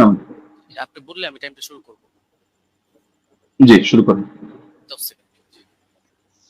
হামিদান মুসাল্লিয়ান মুসাল্লিমা বাদ। ব্রাদার রাহুল কিছু কথা বললেন যেটা আপনাদের মনোনীতের বাইরে ছিল। এটা তিনি বহুতবারই দিয়েছেন, আমি এটাগুলো এড়িয়ে দিয়েছি। লাস্ট এই পর্যায়ে আমি বলি, তিনি বললেন যে আমার জায়গায় থাকলে আরো দলিলের ভান্ডার খুলে দিতেন। দলিলের ভান্ডার খোলার প্রয়োজন নেই তো। আমার সামনে যে নোট আছে, আমি তো ঘোষণা দিয়েছি, দেখেছেন যে আমি বিষয়ে কিতাব রচনা করছি, শীঘ্রই বের হবে। তো সুতরাং দলিলের ভান্ডার না নিয়ে বসলে তো আর কিতাবের ঘোষণা অগ্রিম দেওয়ার কথা না। কিন্তু সবগুলো দেওয়ার কোনো প্রয়োজনই মনে হয়নি, কিছু জিনিসের রুচি হয়নি। আপনি যেমন একটাকে টেনে আরেকটার সাথে নিয়ে দাঁড় করিয়ে দিচ্ছেন। আপনি বলছেন যে 8 জন বর্ণনা করেছে, আমি কেন শুধু দাউদ বিন কায়েস আর মোহাম্মদ বিন ইউসুফের কথা আমি কেন টানছি বারবার, যেটা সাগরেদদের মধ্যে টেনেছি এ কারণে আমি বলেছি বাকি কোনোটার মধ্যে আপনি 8 জন না আপনি 100 জন দেখেন, কোনোটার মধ্যে আদেশের কথাই নেই। আপনি তো মূল পয়েন্টটি টেনেছেন এটা, বা আমাদের আলোচ্য শিরোনামই এটা যে ওমর রাদিয়াল্লাহু আনহু কত রাকাত তারাবির আদেশ করেছেন। আপনি পানি তো অনেকবার খেয়েছেন, আরো খাবেন সামনেও। পানি খাওয়া হয়ে শেষ করে আপনি মজলিস শেষ করে আপনি প্রয়োজনে দেখেন যে ইয়াহিয়া বিন সাঈদ কাত্তানের মতো ব্যক্তি বারবার যে বলছেন, বা আব্দুল আজিজ বিন মোহাম্মদ দারাওয়ারদির কথা বলবেন, যাদের কথা আপনি বলেন তাদের রিওয়ায়াতগুলোর মধ্যে আদেশ করেছেন এই শব্দটা আছে কিনা। আচ্ছা, দাউদ বিন কায়েসকে আমি এজন্য দাঁড় করিয়েছি যে এখানের কথার অর্থ আর আপনি যেই সনদটা টেনেছেন ইমাম মালিকের, সেই কথার অর্থ হলো সেমই। আর এই যে সনদটা ইমাম মালিকের সনদে যে কথাটা আপনি টেনেছেন, এটা বিভিন্ন কিতাবে আসলো কিন্তু কারোর সাথে কারো তো মিল নেই। মূল কথা তো এটাই রেওয়ায়েতে, যদিও অনেকজন রেওয়ায়েত করেছেন, কিন্তু শুধু এই আদেশ আর নিষেধ অথবা রাকাতের বিষয়টা নিয়ে সমস্যা এমন তো না, প্রচুর ভিন্নতা। এক জায়গায় দেখা যায় উবাই বিন কাব তামিমদারির নাম আছে, আরেক জায়গায় নাই। আরেক জায়গায় হলো শুধু আদেশ করেছেন এই কথাটা আছে, কিন্তু আমল কি ছিল তাদের, আদৌ কি তারা এটা আমল করেছেন না সিদ্ধান্ত চেঞ্জ করেছেন সেটার কথা নাই। আরেক জায়গায় দেখা যায় শুধু আমলের কথা আছে, আদেশ আদৌ করেছেন কিনা এটার কথাই নেই। তার মধ্যে আপনি বললেন যে আবুল আলিয়া এটা কোন সনদের মধ্যে আছে, যে আমি উবাই বিন কাব প্রসঙ্গে যে কথা টানলাম ওটার মধ্যে আছে। এটা তো আমরা তারাবির বিশ্বাগের আলোচনার মধ্যে এই কথাটা আনিনি। এটা তো আমরা দেখিয়েছি যে আপনার ওই মূলনীতি বোঝানোর জন্য যে আমল যদি খেলাফ হয় তার বর্ণনা, তাহলে সেই ক্ষেত্রে হাদিসের দুর্বলতা সাব্যস্ত হয়, ওইটা বুঝাতে গিয়ে যে সাইদ বিন ইয়াজিদের আমলও খেলাফ, ইমাম মালিকের আমলও খেলাফ, একইভাবে আপনার উবাই বিন কাবের আমলও খেলাফ। উবাই বিন কাবের আমল কিভাবে খেলাফ এটা বোঝাতে গিয়ে 3টা দলিল দিয়েছে, এর মধ্যে আপনার এই পয়েন্টটা আছে। আর আপনি বারবার শুধু টানছেন যে মুনকাতি মুনকাতি মুনকাতি। আপনি শুধু একটা শব্দ শিখলেই তো কাজটা শেষ না, আর হুকুমটা তো আপনার ইমামদের থেকে নিতে হবে, শাস্ত্রের আলোকে নিতে হবে। তো আপনি শাস্ত্রের আলোকে না নিয়ে আপনি শুধু নিজের গায়ের জোরে কথা একটা বললে তো হবে না। আপনি আব্দুল রহমান সাহেবের থেকে এলেম নেবেন নেন, আব্দুল মতিন সাহেবের থেকে এলেম নেবেন নেন। আপনি বলছেন যে ওনারাও মেনে নিয়েছেন মুনকাতি। আমি তো বললাম যে যে নিমাউই রাসার সুনানের হাওয়ালা দিলেন, যে স্ক্রিনশট দিলেন, এখানে দেখা যাচ্ছে ইমাম নিমাউই 2টা কথা বলেছেন।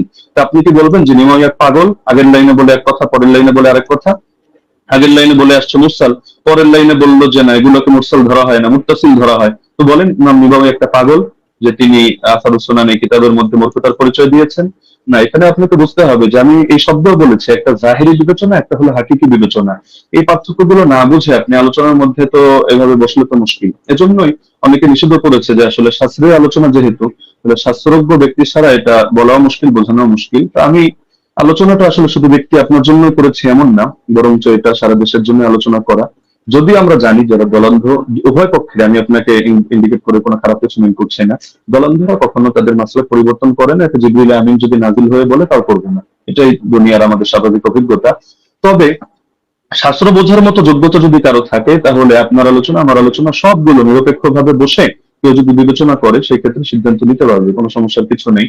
এটা নিয়ে আলাদা করে আমারও মন্তব্য করার কিছু নেই, আপনারও মন্তব্য করার কিছু নেই। মন্তব্য এটা জাতি করবে। এখন আমি যদি গায়ের জোরে একটা মন্তব্য করি, আপনি যদি গায়ের জোরে একটা মন্তব্য করেন, এটা ঘুরে ফিরে সে চর্বিত চর্বণ কথাই হবে। এটা জাতি তারা রিভিউ দিতে পারবে, তারা আলোচনা করতে পারবে।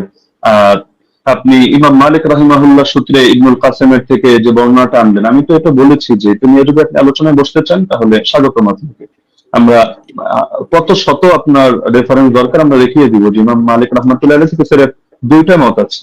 আমি দায়িত্ববোধের সাথে বলছি, একটা হলো 36 রাকাতের আর আরেকটা হলো 20 রাকাতের। 8 রাকাত পড়েছেন উনি, অথবা পড়াকে পছন্দ করতেন, অথবা তার মাযহাবের ব্যাপারে এটা ফতোয়া জারি করেছেন, এটা আপনি প্রমাণ করতে পারবেন না। হ্যাঁ, এখন বিভিন্ন কিতাবে বিচ্ছিন্নভাবে বিভিন্ন বক্তব্য আসতে পারে, এটা আপনিও জানেন। ইমাম ইবনুল হুমামের বক্তব্য যদি আপনি দাঁড় করান তারাবির ব্যাপারে, তাহলে দেখা যাবে আরেক ইমামের বক্তব্য দ্বারাই তার খণ্ডন হবে। তো এগুলো তো কিতাবের মধ্যে বহুত কিছুই থাকবে। শাস্ত্রের কাজই তো এটা, আপনি কিতাব থেকে কিভাবে আলাদা আলাদা করে বুঝবেন এই জিনিসটা আপনাকে হাসিল করতে হবে। আর আপনি যে কথাটা বললেন মুরসালের হুকুমটা সহিহ মুসলিম থেকে, যেহেতু সময় প্রায় শেষ আমি এটা বলার সুযোগ নেই, আমি আপনাকে রেফারেন্সটা দিয়ে দিচ্ছি। শারহ ইলাল তিরমিজি 1 নম্বর খণ্ড 543 পৃষ্ঠা থেকে আপনি এটা দেখে নেবেন যে আসলে এই মুরসালকে ঢালাওভাবে অগ্রহণযোগ্য কিনা। না, অগ্রহণযোগ্য না, এই কথাটা একটা বেদাতি কথা। তো এটা কিভাবে কি আমি আর সময় নিচ্ছি না, আপনি দেখে নিয়েন শারহ ইলাল তিরমিজি থেকে। জাযাকুমুল্লাহ, উহিব্বুকা ফিল্লাহ। আসসালামু আলাইকুম ওয়া রাহমাতুল্লাহ। জি, আপনাদের দুজনকে অনেক অনেক ধন্যবাদ, এবং ব্রাদার রাহুল হোসেন এবং শেখ মুফতি আলী হাসান ওসামা। আমাদের এই প্রোগ্রামটা খুবই চ্যালেঞ্জিং ছিল। আলহামদুলিল্লাহ আমরা চেষ্টা করেছি প্রোগ্রামটি নিরপেক্ষভাবে পর্যালোচনা করার জন্য, পরিচালনা করার জন্য, এবং এই প্রোগ্রামটি আপনারা আমাকে সহযোগিতা করেছেন। দুজনেই খুব সুন্দর আলোচনা করেছেন, এবং যারাই আলোচনা শুনেছেন আমি বলবো যে আপনারা নিজেদের মধ্যে ফাসাদ না করে আপনারা অবশ্যই দলিল গুলোকে বিবেচনা করে আপনারা সেই অনুযায়ী আমল করবেন। এবং আজকে আমার প্রোগ্রাম পরিচালনার ক্ষেত্রে যারা আমাকে সহযোগিতা করেছে, আমার পরিচালনা কমিটি, আমাদের সাথে রয়েছেন সকলের সুপরিচিত শেখ মাহবুবুল আমিন ভাই, তিনি নাস্তিকদের সাথেও ডিবেট করেন, এবং আমার সাথে রয়েছেন আমাদের রিপোর্টার মোশাররফ হোসেন ভাই এবং শিহাব মির্জা ভাই সহ আরো কয়েকজন ছিলেন। সকলকে ধন্যবাদ জানাই। এবং সর্বোপরি আমি প্রোগ্রামটি শেষ করব, শুধু শেষ কথাটা বলবো যে আমরা সকলেই নিজেদের মধ্যে মতানৈক্যকে দ্বন্দ্ব হিসাবে না নিয়ে আমরা নিজেদের যে মতের পার্থক্য আছে সেটাকে সুন্দরভাবে বিবেচনা করে আমরা উগ্রতা না করে নিজেদের সুন্দর মন মানসিকতায় মেনে নিই। এ পর্যন্তই আমি বলবো এবং শেষ করব। শেখ মুফতি আলী হাসান ওসামা হাফিজাহুল্লাহ এবং ব্রাদার রাহুল হোসেন হাফিজাহুল্লাহ, আপনাদের দুজনের জন্য অনেক অনেক শুভকামনা রইল। আপনারা ভালো থাকবেন, সুস্থ থাকবেন। এতক্ষণ পর্যন্ত দর্শক যারা আমাদেরকে দেখেছেন, সময় দিয়েছেন, আপনাদেরকেও অনেক অনেক ধন্যবাদ। আজকের মতো বিদায় নিচ্ছি। আসসালামু আলাইকুম ওয়া রাহমাতুল্লাহি ওয়া বারাকাতুহু। ওয়ালাইকুম আসসালাম।